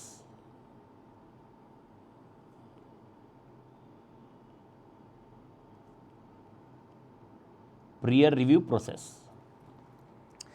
4 point है, 4 point structure समझ लो एकदम आराम से समझ लो चारों स्ट्रक्चर। और वापस बोल रहा हूं, छोटे चैप्टर्स को कंट्रोल में लेना सीखो। छोटे चैप्टर्स जब बोल रहा हूं सर, छोटे चैप्टर्स कौन से, जो एक लेक्चर 1.5 लेक्चर के ना, उसको कंट्रोल में लेना सीखो। कंट्रोल में मतलब वो जैसे ही चैप्टर खत्म हो फट वो चैप्टर एंड हो जाना चाहिए, उसको रिकॉल करने में टाइम नहीं जाना चाहिए। तो उसका स्ट्रक्चर कैसे लो, ओके ये चार्ट के थ्रू लो। तो पहला पॉइंट, ओके चैप्टर 8 में कितने पार्ट्स है, 4 पार्ट्स में डिवाइड करो चैप्टर 8। चैप्टर 8 स्टार्ट कर रहे हैं, चैप्टर 8 छोड़ दो, पीयर रिव्यू याद रखो। ओके चैप्टर 8 वो अपन बाद में सीक्वेंस में जाएगा। वापस तुम बोलोगे साला सीक्वेंस में 1 2 3 सर याद नहीं रहा, 8 आ रहे हो, फिर 6 ला रहे हो, फिर 5 ला रहे हो, सर ये कंफ्यूजन हो रहा है। तो गैते लेने, चैप्टर नंबर गैते लेने। Okay peer review, peer review में कितनी चीजें हैं, 4 चीजें। पहला है ऑब्जेक्टिव स्कोप, दूसरा है applicability, third is peer review board and चौथा है पीयर रिव्यू प्रोसेस। ओके यहां पर जो अपने लिए तो यहां पर जो अपने लिए है, okay Srishti all chapter small chapters are scoring. मालिक स्कोरिंग से ज्यादा क्या है, जब अपने को ऑडिट खत्म करना होगा, इवन लॉ में भी मैंने आपको क्या बताया। अब देखिए जितने छोटे चैप्टर्स को आप खत्म करने की कोशिश करोगे और इजीली खत्म करने की कोशिश करोगे ना, स्कोरिंग हो या ना हो, it depends on examination pattern. Pattern मतलब क्या है, एग्जामिनेशन में डेफिनेटली इसमें से आएंगे कुछ ना कुछ तो मार्क्स एकदम आराम से तोड़ निकलेंगे। लेकिन इसका फायदा क्या होगा, जब अपने को सिलेबस कंप्लीट होना होता है ना, तो अपन छोटे चैप्टर्स पे एम्फसाइज ज्यादा नहीं करना पड़ेगा। अगर आप छोटे चैप्टर्स को बहुत कंट्रोल्ड मैकेनिज्म में खत्म करते हो। कंट्रोल मैकेनिज्म मतलब क्या होता है सर, ओके मैं सिर्फ एक अपनी बुक निकालूं और बुक निकालने के बाद मेरे को रिकॉल हो जाए, कंटेंट याद आ जाए, and that is what we called control mechanism. Control mechanism मतलब क्या होता है, अरे यार अब मेरे को बताओ कैसा होगा। ऐसे बहुत जन ने देखो कोचिंग का सबसे बड़ा चैलेंज क्या होता है, कोचिंग का एक टाइम पे जब कोचिंग खत्म होती है, ओके कोचिंग जब तक चलती है या when we are doing this particular tuitions, okay उस टाइम तक सब याद रहता है। जैसे ही ट्यूशन खत्म हो गई, ओके ठन ठन गोपाल, ट्यूशन खत्म होने के बाद अपन क्या करते हैं, बुक बाजू में रखते हैं, बुक कपबोर्ड में रखते हैं, कबर्ड में रख देते हैं, कबाट का जो भी तुम बोलते हो जैसा वर्डिंग है। अपनी तो इंग्लिश वैसे भी माँ कसम ऑस्ट्रेलियन इंग्लिश है, अपनी इंग्लिश तो बहुत तोड़ इंग्लिश है, तो कपबोर्ड में रखते हो। उसके बाद वन फाइन डे, ओके तुमको ऐसा लगता है नहीं चलो आज पढ़ते, और तुम वो बुक निकालते हो और उसके बाद माँ कसम अरे ये क्या था। और ये आप समझे मेरा पॉइंट, मतलब ये, and this is very common, this is not, और ये ऐसा मैं मेरे लिए नहीं बोल रहा हूं, मैं सबके लिए बोल रहा हूं। सब हर जन का ऐसा होता है मालिक, किसी का भी नहीं होता ऐसा। कोई ऐसा अगर कोई बोल रहा होगा ना कभी भी 24/7 याद रहेगा, ओके ये बहुत गलत स्टेटमेंट है। अरे अपने पास इतनी चीजें याद रखने के लिए, अपने को इतने झगड़े याद रखने, अपने को इतने खुन्नस याद रखनी है, अपने को इतने पंगे याद रखने, अपने को इतने अमेजॉन प्राइम पे जो पिक्चर आने वाली वो याद रखनी है। अब एक साला क्या क्या याद रखेगा अपन as a human being, how many things will remember, okay is it easy for us, answer is no. यही पॉइंट है। ओके तो इसीलिए तो सर इसीलिए इसका तोड़ क्या है सर, फिर इसका तोड़ क्या है, इसका तोड़ 2 है। एक तो सबसे बड़ा फायदा क्या है, जिसकी दिसंबर में एग्जाम है उसके लिए दिक्कत नहीं है।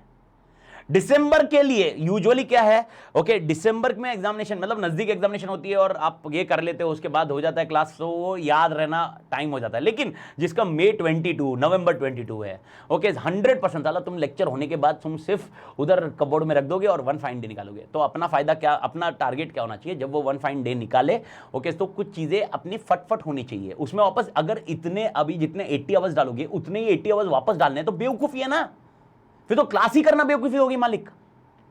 तो अपने को वापस नहीं डालना है। तो इसके लिए तरीका क्या है, 2 तरीके, 2 मैकेनिज्म है। मैंने मैकेनिज्म क्या बताया, एक है रिवीजन लेक्चर का गूगल ड्राइव बना के दे रहा हूं, तो गूगल ड्राइव बना के दे रहा हूं तो आपके पास वो गूगल ड्राइव का एक्सेस है ही, जिसके अंदर ओके मैंने क्या बोला मैकेनिज्म, इवन लॉ में भी मैकेनिज्म ये बता रहा हूं और ऑडिट में भी सबके लिए मैकेनिज्म ये रहेगा।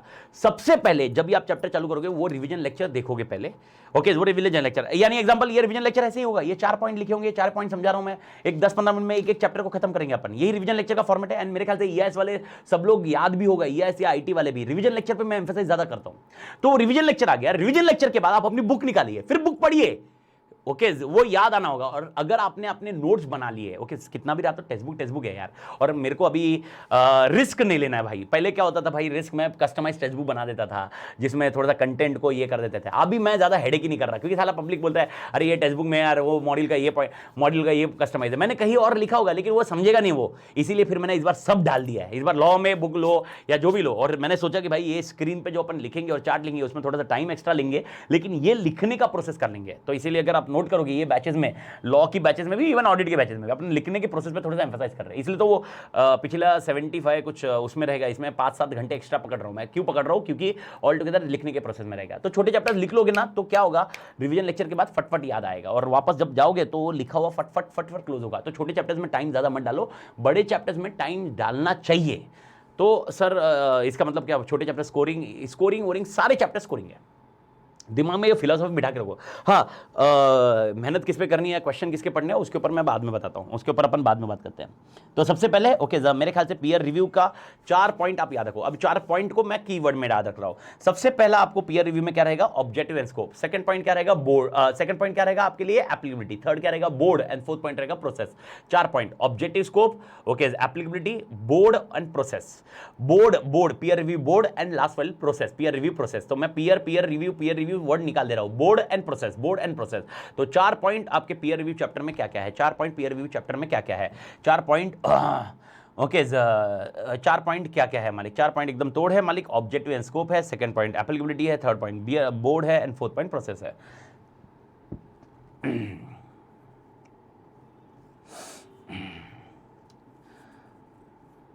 अब कोई तो यूट्यूब पे कमेंट बहुत भारी भारी करते कोई ना कोई, कभी ना कभी कुछ अचानक कमेंट, कुछ आड़ा टेढ़ा कमेंट आ जाता है, भारी कमेंट आता है मालिक, थोड़ा है मालिक। नेवरदलेस ठीक है, अपना मज़ा, इसका भी अपना अलग ही मज़ा है, ठीक है। ओके तो नेवरदलेस ओके अभी सबसे पहला अपना पॉइंट आ गया ऑब्जेक्टिव एंड स्कोप पे। तो सबसे पहले ऑब्जेक्टिव एंड स्कोप का चार्ट, फर्दर चार्ट बनाते हैं। आपको मालूम ही होगा तरीका क्या है।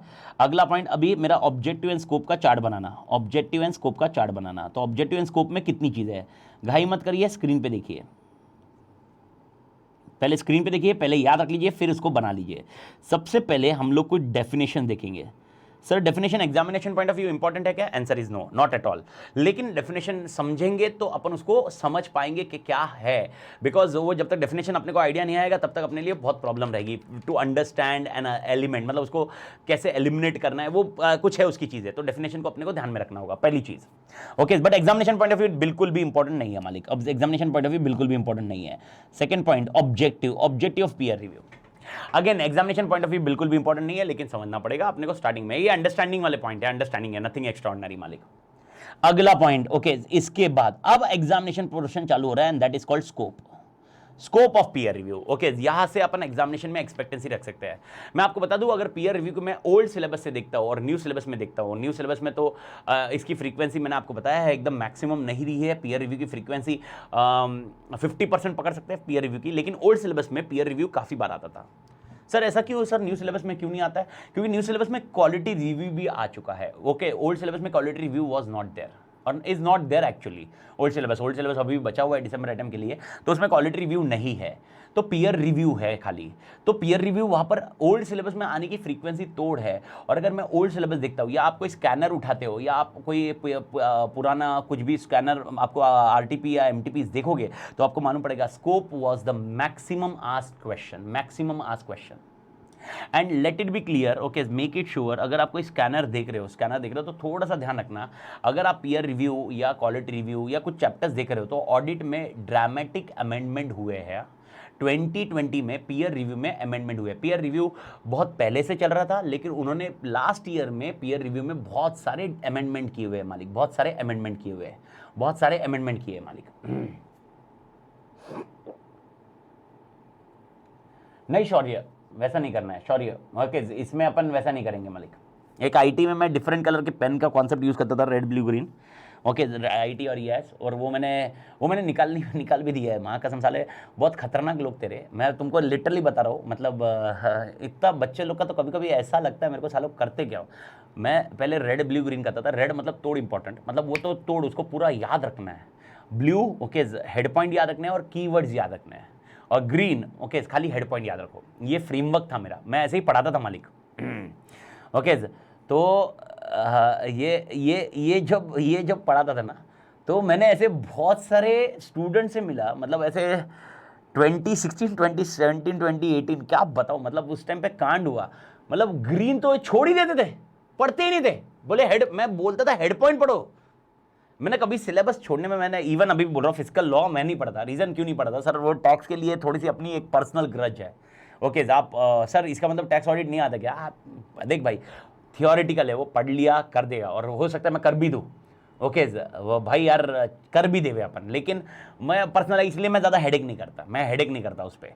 लेकिन मैं हमेशा ये एम्फेसाइज करता हूँ, मैं इवन आप कोई भी थियर में पूरा एक बार देख लो, खत्म कर लो। तो जो ग्रीन वाला है, और उसके बाद तो माँ कसम पूरी गेम कर दिया इन लोग ने, मतलब पब्लिक ने तो पढ़ना छोड़ दिया ग्रीन वाला। अरे मैं बोला साला इधर मरवा देंगे। और क्या मतलब घर पे क्या बोलेंगे, अमित सर ने बोला था red blue green green green green green, और क्या बोलेंगे, अमित सर ने बोला था। अमित सर ने क्या बोला था भाई, अमित सर ने क्या बोला था वो नहीं बोलेगा। अमित सर ने बोला था ग्रीन है मतलब छोड़ दो छोड़ दो। अरे छोड़ दो नहीं, इसको रेड ब्लू ग्रीन को मत करना। हाँ एलडीआर में देते जाऊंगा, एलडीआर में देते जाऊंगा, एलडीआर का डोंट वरी, एलडीआर में देते जाऊंगा मालिक।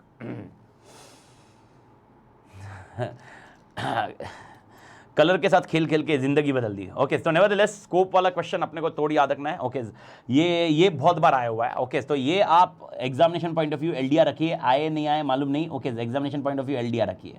स्कोप के बाद ओके इसके बाद और एक कॉन्सेप्ट आपके लिए आएगा टीपीई। अब sir what is the TPE, will discuss later on. Okay TP क्या है क्या नहीं आता है, बस अभी शॉर्ट फॉर्म टीपीई लिखो, इससे ज्यादा उसमें कुछ लिखो मत मालिक। आप खाली टीपीई लिखो, बाकी कुछ नहीं लिखोगे मालिक। ओके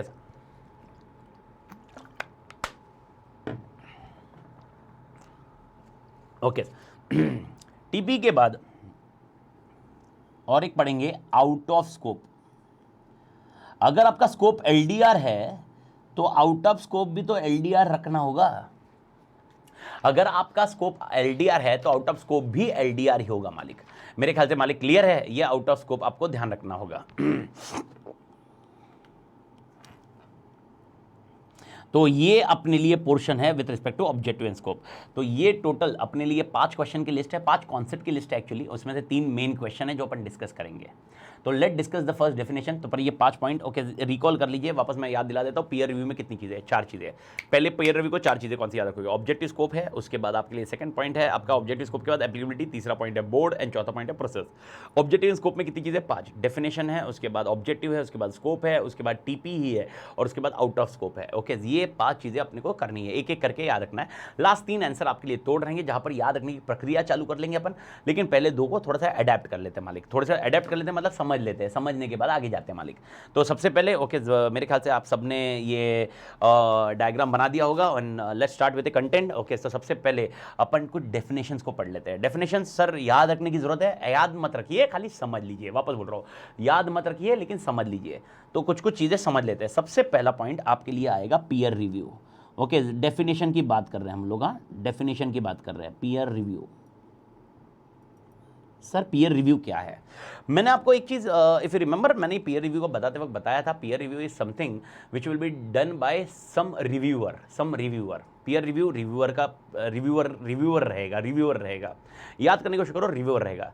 सर ये रिव्यूअर किसका रिव्यू करेगा? सीए फर्म का रिव्यू करेगा। याद करने की कोशिश करो, सब लोग मेरे साथ है मालिक, सब लोग मेरे साथ है, जितने जितने सुन रहे हैं, जो कंटेंट ऑडिट में है, ऑडिट वाले दूसरे सब्जेक्ट वाले छोड़ो यार, दूसरे सब्जेक्ट वाले खाली टाइम पास करके निकल रहे। ओके भाई ऑडिट वाले समझ में आ रहा है? सब लोग मेरे साथ है मालिक, सब लोग मेरे साथ है। भारत माता की जय। मेरे को बताओ पीयर रिव्यू में कोई तो रिव्यूअर होगा मालिक, कोई तो रिव्यूअर होगा।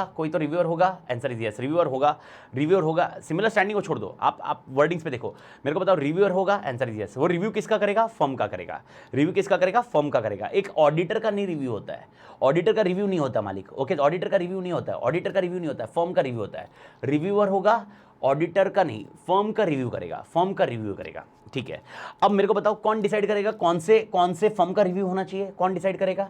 हु विल डिसाइड कौन से फर्म का रिव्यू होना चाहिए? और ये रिव्यूअर कौन होगा? हु विल डिसाइड ये रिव्यूअर कौन होगा, कौन से फर्म का रिव्यू होना चाहिए? हु विल डिसाइड कौन डिसाइड करेगा मालिक? अच्छा ये CFM, okay, ABN company CFM, इसका रिव्यू होना चाहिए, ओके, पीडब्ल्यूसी इसका रिव्यू होना चाहिए, ओके, केपीएमजी इसका रिव्यू होना चाहिए, ओके, इसका रिव्यू होना चाहिए।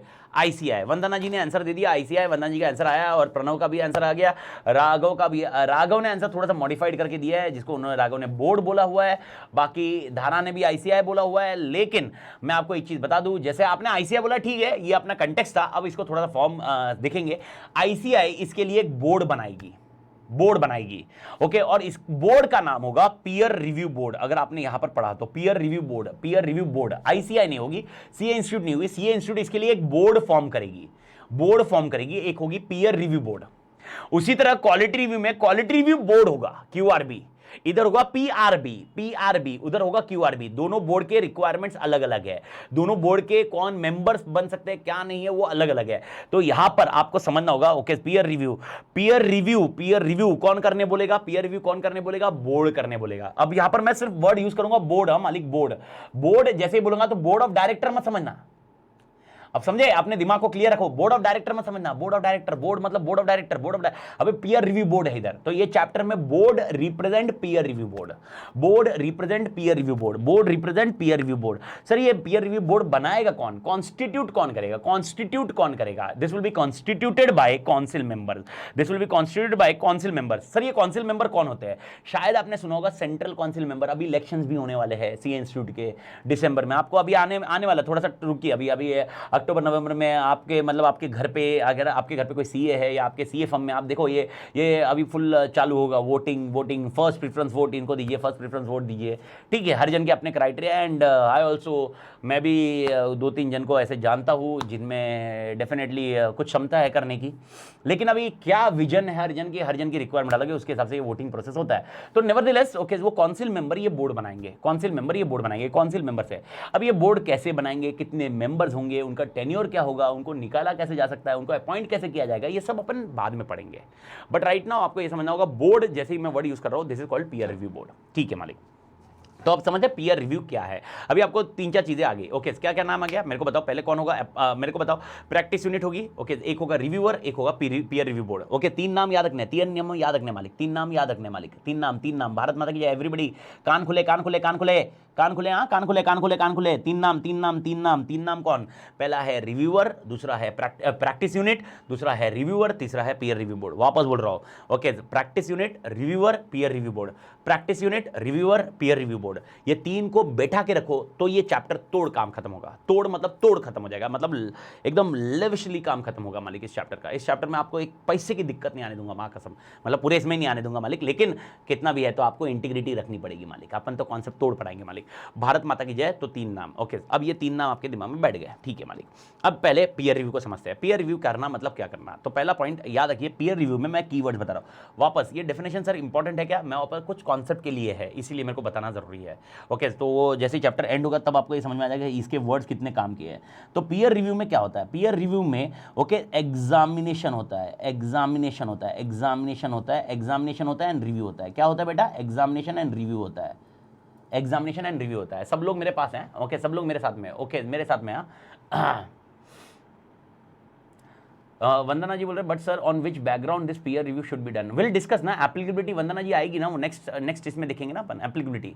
अभी तो पहले मेरे को एक स्टार्ट करने दो जिससे आपको समझेगा, मतलब आपको एक जो प्लेयर्स है ना, प्लेयर्स पहले देख लेते हैं, फिर प्लेयर्स कौन बैटिंग करेगा, कौन बॉलिंग करेगा, भाई कौन फील्डिंग करेगा, ये डिस्कशन अपन बाद में करते हैं मालिक। पहले प्लेयर्स तो तैयार कर लेते हैं, प्लेयर्स ही तैयार नहीं हुए तो अपने लिए दिक्कत हो जाएगी ना मालिक। तो पहले प्लेयर्स आप तैयार कर लो, फिर बाद में देखते हैं मालिक। तो सबसे पहले ओके, आपको एग्जामिनेशन पीयर रिव्यू मतलब क्या, पीयर रिव्यू मतलब it is an examination and review. अब क्वेश्चन आता है एग्जामिनेशन एंड रिव्यू किसका, ओके। अभी आप बोलोगे प्रैक्टिस यूनिट का, लेकिन प्रैक्टिस यूनिट का क्या, किस चीज का, तो यहां पर याद रखना सिस्टम एंड प्रोसीजर का। वर्डिंग्स मैटर्स ए लॉट, वापस बोल रहा हूं, आप थियरी में अगर आपको तोड़ करना है, देखिए मैं आपको एक चीज क्लियर वापस समझा देता हूं, और ये शायद मैंने आपको फर्स्ट लेक्चर में बताई कि नहीं, मेरे को याद नहीं है। आपको ऐसा एक स्टूडेंट मिल जाएगा जो बोलेगा मैंने सिर्फ पीएम पढ़ लिया या मैंने सिर्फ स्कैनर पढ़ लिया और मैं भाई पास हो गया, मेरे को मार्क्स भी मिल गया, ठीक है। तो सर मैं भी वैसा कर लूं, ओके, मैं आपको लिटरली बता रहा हूं, ये सब किस्मत की बात है। वो उसने वैसा किया, फिल्टर करके पढ़ लिया, इतना ही पढ़ के चला गया और पास हो गया, ये किस्मत की बात है। It is not called a hard work, there are two things, okay, one is hard work and one is luck. ठीक है, लक से निकल गया। अगर अपने ही इतने लक है, अगर आपको भी लक पे रिलाई करना है तो ट्राई करके देख लीजिए, एफर्ट्स कम करिए और डायरेक्टली निकलने की कोशिश करिए। आपको कम एफर्ट्स में निकलना है तो ये लक का ही मैटर होगा जिसकी वजह से निकल सकते हैं। बाकी other than that I may not discuss anything. Okay, इसके ऊपर मैं वाद विवाद नहीं करूंगा, मैं करता भी नहीं, हेडेक भी नहीं करता। ओके, कोई बोलेगा सर ये कर लो वो कर लो, ठीक है भाई, तुम्हारा प्रोसेस है। मैं तुमको ये बोल रहा हूँ, तुम एफर्ट्स करो, हार्डवर्क करो, लेकिन हार्डवर्क के साथ में स्मार्ट वर्क करो। तो हार्डवर्क, एक हार्डवर्क क्या हो गया सर, 20 घंटे बैठ रहा हूँ मैं, 15 घंटे बैठ रहा हूँ, 14 घंटे बैठ रहा हूँ, मैं क्लास में बैठ रहा हूँ, ओके, मैं ये पढ़ रहा हूँ, मैं वो पढ़ रहा हूँ, ये हार्डवर्क हो गया। हार्डवर्क, गधा मजदूरी भी बोल सकते हो आप उसको, हार्डवर्क। लेकिन गधे जैसा काम नहीं करना है, अपने को घोड़ा बनना है। घोड़ा मतलब स्मार्ट वर्क। स्मार्ट वर्क मतलब अपने को कीवर्ड्स आप पढ़ लेते हो लेकिन एग्जामिनेशन में वैसे ही लिखना नहीं आता है, या एग्जामिनेशन में प्लस माइनस होता है और अपन सोचते हैं अपन ने लिखा हुआ है। ओके, इन शॉर्ट देखो, एग्जामिनेशन में आप कितना भी करोगे तो कहीं ना कहीं अपने वर्डिंग्स लिखोगे। मैं वापस बोल रहा हूँ, ओके, मैं अनुपम को छोड़ रहा हूँ, अनुपम को निकाल रहा हूँ इसमें से। और कोई रैंक होल्डर के अपने बैच में, और कोई रैंक होल्डर है तो बता दो भाई, मेरे को मालूम पड़े। मेरे को अनुपम अच्छे से याद है। ओके, सृष्टि भी मेरे ख्याल से रैंक लिस्ट में। और कोई है क्या रैंक होल्डर भाई? कोई रैंक होल्डर था भाई?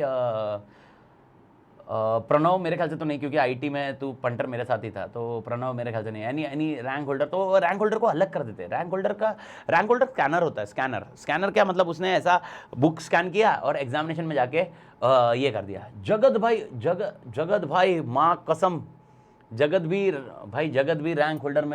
रैंक होल्डर की कैटेगरी में चले गए। मतलब अभी जगत और अनुपम, ये दो अपने पास, अभी 2-3 जन मेरे को लग रहा है जिसमें से ये कैटेगरी ये लग रही है। तो इनके लिए ना चीज़ें याद रखना बहुत आसान होता है। इनका ब्रेन, इनका सिस्टम एक स्कैनर जैसा होता है। ओके, सारी चीज़ें स्कैन कर लेंगे, एग्जामिनेशन में लिख लेंगे मालिक। तो ये ये स्कैन करके लिख लेंगे एग्जामिनेशन में। हम लोग, दूसरे लोग जो दूसरे मास, अब दूसरे मास में कौन कौन आ गए? अभी हम लोग हैं। ओके, अभी हम लोग मतलब कौन? ऋग्वेद भाई है अपने। ओके, ऋग्वेद भाई है। ओके, राघव भाई भी होंगे मेरे ख्याल से, राघव भाई भी, वंदना जी भी है। पर हम लोग है ना मास में आते हैं। मास में मतलब क्या, हम लोग का टारगेट 400 है, 400 लाना है हमें पर पेपर, मिनिमम 40 लाना है। और भाई ओके, हमें टारगेट 400 लाना है, इससे ज़्यादा हेडेक नहीं करना है। अगर 410 भी आ गए तो 10 मार्क भी किसी और गरीब को दे दे, वो पास हो जाए, हमको 400 से मतलब है। 400 आए या 410 आए, डजेंट मैटर। ओके, हम लोग तो भाई, हम लोग बस पास होना चाहते हैं, चार्टर्ड बनना चाहते हैं। अब ये 400 लाने के लिए आपको 40 और 60 को बैलेंस करना होगा, क्योंकि हर पेपर 40 भी लाया तो भी फेल हो जाएंगे।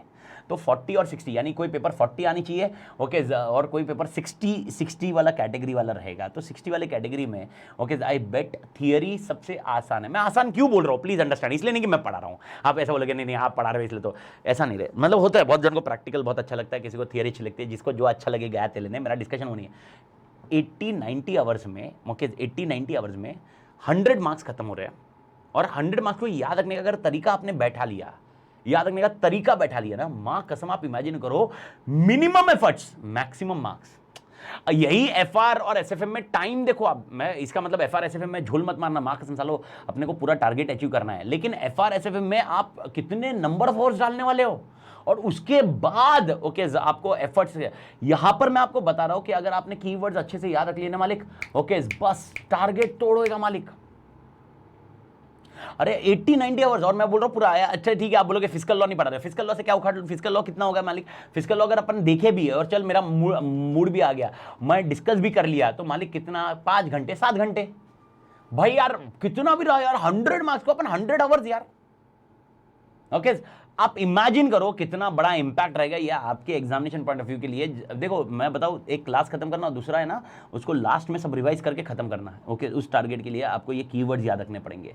तो मैं जो कीवर्ड्स जब मैं बता रहा हूं, तो कीवर्ड्स आपने लिख के याद रखना है। लिख के मतलब ऐसा वो बचपन जैसा मत लिखना, 200 टाइम्स, ऐसा नहीं। ओके, एक बार लिखना, ओके, खात्म पर वो याद रखने के तरीके रहेंगे। तो सबसे पहला पीयर रिव्यू, कीवर्ड्स पे रहिए, कीवर्ड्स, और ये फॉलो सब चैप्टर्स में करिए मालिक। पहला वर्ड एग्जामिनेशन एंड रिव्यू, किसका? सिस्टम एंड प्रोसीजर का। सिस्टम एंड प्रोसीजर का, ओके, किसने डाले होंगे ये सिस्टम एंड प्रोसीजर, किसने डाले होंगे ये, किसने इंप्लीमेंट किए होंगे ये सिस्टम प्रोसीजर, किसके पास होने चाहिए ये सिस्टम प्रोसीजर, किसके पास होने चाहिए। देखो पीयर रिव्यू मतलब, ओके, एक रिव्यूअर आएगा, वो रिव्यू करेगा, एग्जामिनेशन एंड रिव्यू करेगा, किसका? सिस्टम एंड प्रोसीजर का। वो सिस्टम प्रोसीजर किसके पास होने चाहिए, किसके पास होने चाहिए, किसके पास? With whom this system and procedure should be there, with whom this system and procedure should be there मालिक। ये सिस्टम प्रोसीजर किसके पास होने चाहिए? प्रैक्टिसिंग यूनिट, परफेक्ट मालिक, with practicing unit, practicing unit, practicing unit, ये प्रैक्टिसिंग यूनिट के पास ये सिस्टम एंड प्रोसीजर होने चाहिए। ओके सर, ये सिस्टम एंड प्रोसीजर क्या इंश्योर करेंगे, ये कौन से सिस्टम एंड प्रोसीजर है कि practice unit quality of service दे रही है, क्या दे रही है बेटा, क्वालिटी ऑफ सर्विस दे रही है, क्वालिटी ऑफ सर्विस दे रही है, और क्वालिटी ऑफ सर्विस देते वक्त ओके वो क्या इंश्योर कर रही है, ओके वो इंश्योर कर रही है टीपीई का कंप्लायंस, टीपीई का कंप्लायंस, टीपीई का कंप्लायंस। आराम से स्क्रीन पे देखिए और अच्छे से इसको रटिए, और वापस बोल रहा हूं एग्जामिनेशन पॉइंट ऑफ व्यू नहीं, मेरे को दूसरी चीजों के लिए इसको याद रखना है, मैंने आपको पहले भी क्लियर किया है। ओके तो मेरे को बताइए what is a peer review, peer review का डेफिनेशन बताइए। It is a review, it is an examination and review of system and procedures implemented by practice unit for providing quality of services and ensuring TPE compliance. TPE का full form okay technical professional and ethical standards, technical professional and ethical standards, technical professional and ethical standards के compliance, technical standards के compliance, professional standards के compliance, ethical standards के compliance को वो comply कर रहे हैं प्रैक्टिस यूनिट। ओके वापस आते हैं, पीयर रिव्यू मतलब क्या, it is a examination and review of system and procedure implemented by practice unit for giving a quality of services by ensuring technical professional and ethical standards compliance, by ensuring technical professional ethical standard compliance. तो मेरे ख्याल से peer review का definition पहला दिमाग में गया।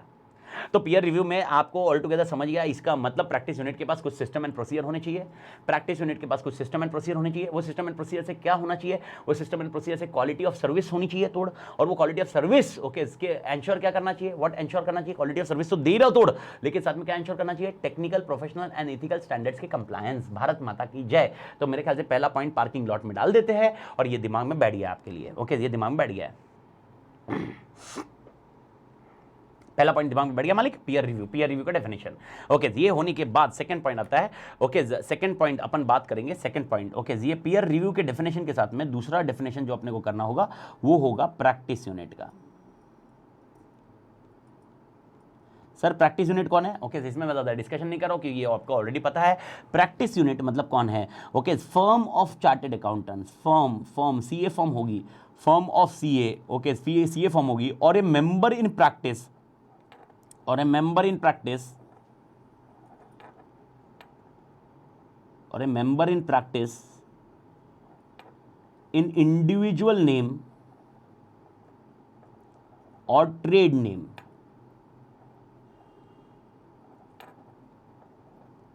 Individual name और ट्रेड नेम। मेरे को पता मतलब प्रैक्टिस यूनिट में कौन कौन आ गया, प्रैक्टिस यूनिट में दो चीज आ गई, एक पार्टनरशिप फर्म भी आ गई और एक प्रोप्राइटरीशिप फर्म भी आ गई, और ट्रेड नेम मैंने आपको उस दिन बताया था नेटवर्क फर्म, जैसे पीडब्ल्यूसी हो गया या वो हो गए, तो ट्रेड नेम जो ट्रेड नेम के बेसिस पे काम करते हैं, ट्रेड नेम वो भी उसके अंदर आ गया। तो प्रैक्टिसिंग यूनिट के अंदर दो चीज आ गई, practising unit does not include only partnership firm, practising unit also include partnership firm as well as proprietorship firm, partnership firm as well as proprietorship firm. तो मेरे ख्याल से ये दोनों पॉइंट ओके दोनों डेफिनेशन सबके लिए क्लियर मालिक,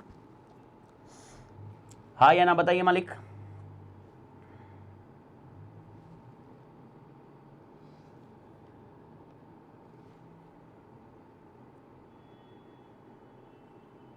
क्लियर मालिक, परफेक्ट। अगर प्रैक्टिसिंग यूनिट क्लियर है, प्रैक्टिस यूनिट क्लियर है तो अगला पॉइंट आपको या रिव्यूअर भी क्लियर होना चाहिए मालिक। सर रिव्यूअर कौन रहेगा, ओके आप बोलोगे सीए रहेगा, ओके लेकिन ये कैसे किसने बताया, ओके जी अपने को बाद में मालूम पड़ेगा।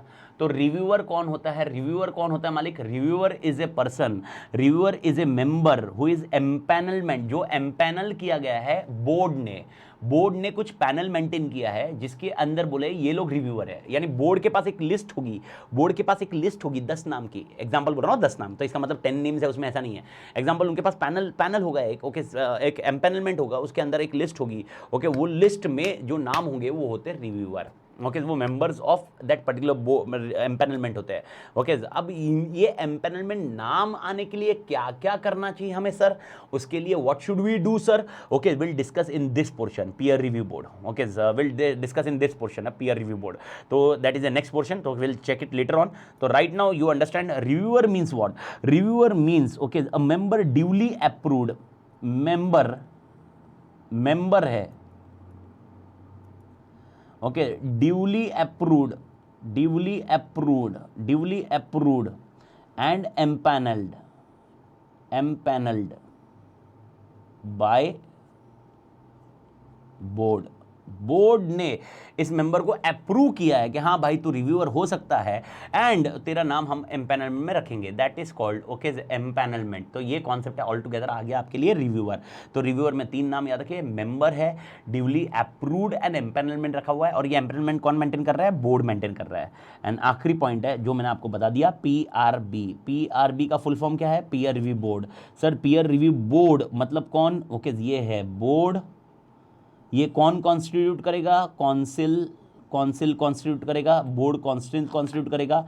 एंड मोस्ट इंपॉर्टेंट ये जो बोर्ड रहेगा ओके ये यहाँ पर जो काउंसिल करेगा, अगर ये बोर्ड ओके सारा मतलब जो टर्मिनोलॉजी यूज़ की जाएगी, the expression will be only board, the expression will be only board okay, will not B use the word board. तो जैसे ही मैंने बोर्ड यूज़ किया तो आपको याद रखना ये बोर्ड ऑफ डायरेक्टर नहीं होंगे, ये पीयर रिव्यू बोर्ड होगा, ये पीयर रिव्यू बोर्ड होगा मालिक। That's it. ओके सो यहाँ तक की कहानी। आप ये 4 डेफिनेशन के इसमें कीवर्ड जो मैंने मार्क किए उसको थोड़ा सा ध्यान रख लीजिए। कुछ नहीं समझा तो मेरे को बताइए ओके। इसके बाद अपन एक ब्रेक लेते हैं, पर कुछ नहीं समझा तो मेरे को बताइए। बाकी अदर देन दैट ये पॉइंट रहेगा। और एक छोटा सा पॉइंट नहीं, छोटा सा पॉइंट छोड़ दीजिए, वो प्रोफेशनल एथिक्स में जाने के बाद बताऊंगा मैं, अभी कुछ बताता नहीं हूँ, प्रोफेशनल एथिक्स में जाने के बाद बताऊंगा। आप सिर्फ है ना यहाँ पर एक पॉइंट लिख के रख लीजिए, 122 ये कोड लिख के रख लीजिए, 122 ओके ये कोड लिख के रख दीजिए। ये बाद में प्रोफेशनल एथिक्स में जाने के बाद मैं आपको बताऊंगा। 122 बोर्ड PRB के पास 122 लिख के रख लीजिए, 122 ओके। ये मैं नेक्स्ट वीक क्लियर करूंगा, इसको अभी नहीं क्लियर करता। तो मेरे ख्याल से इधर तक क्लियर मालिक, डन मालिक ओके। एक टाइम आउट लेते हैं, 20 मिनट्स में मिलते हैं मालिक। अभी 9:11 9:10 9:11 तो 9:30 तक मिलते हैं मालिक। भारत माता की जय। एंड उसके बाद अपन आज का मेरा टारगेट ये खत्म करना, और इसके बाद अगर टाइम मिला तो अपन एप्लीकेबिलिटी पे करते हैं मालिक। Take care. 122 लिख के रखना, 122 क्या है वो डिस्कस बाद में करेंगे मालिक। भारत माता की जय।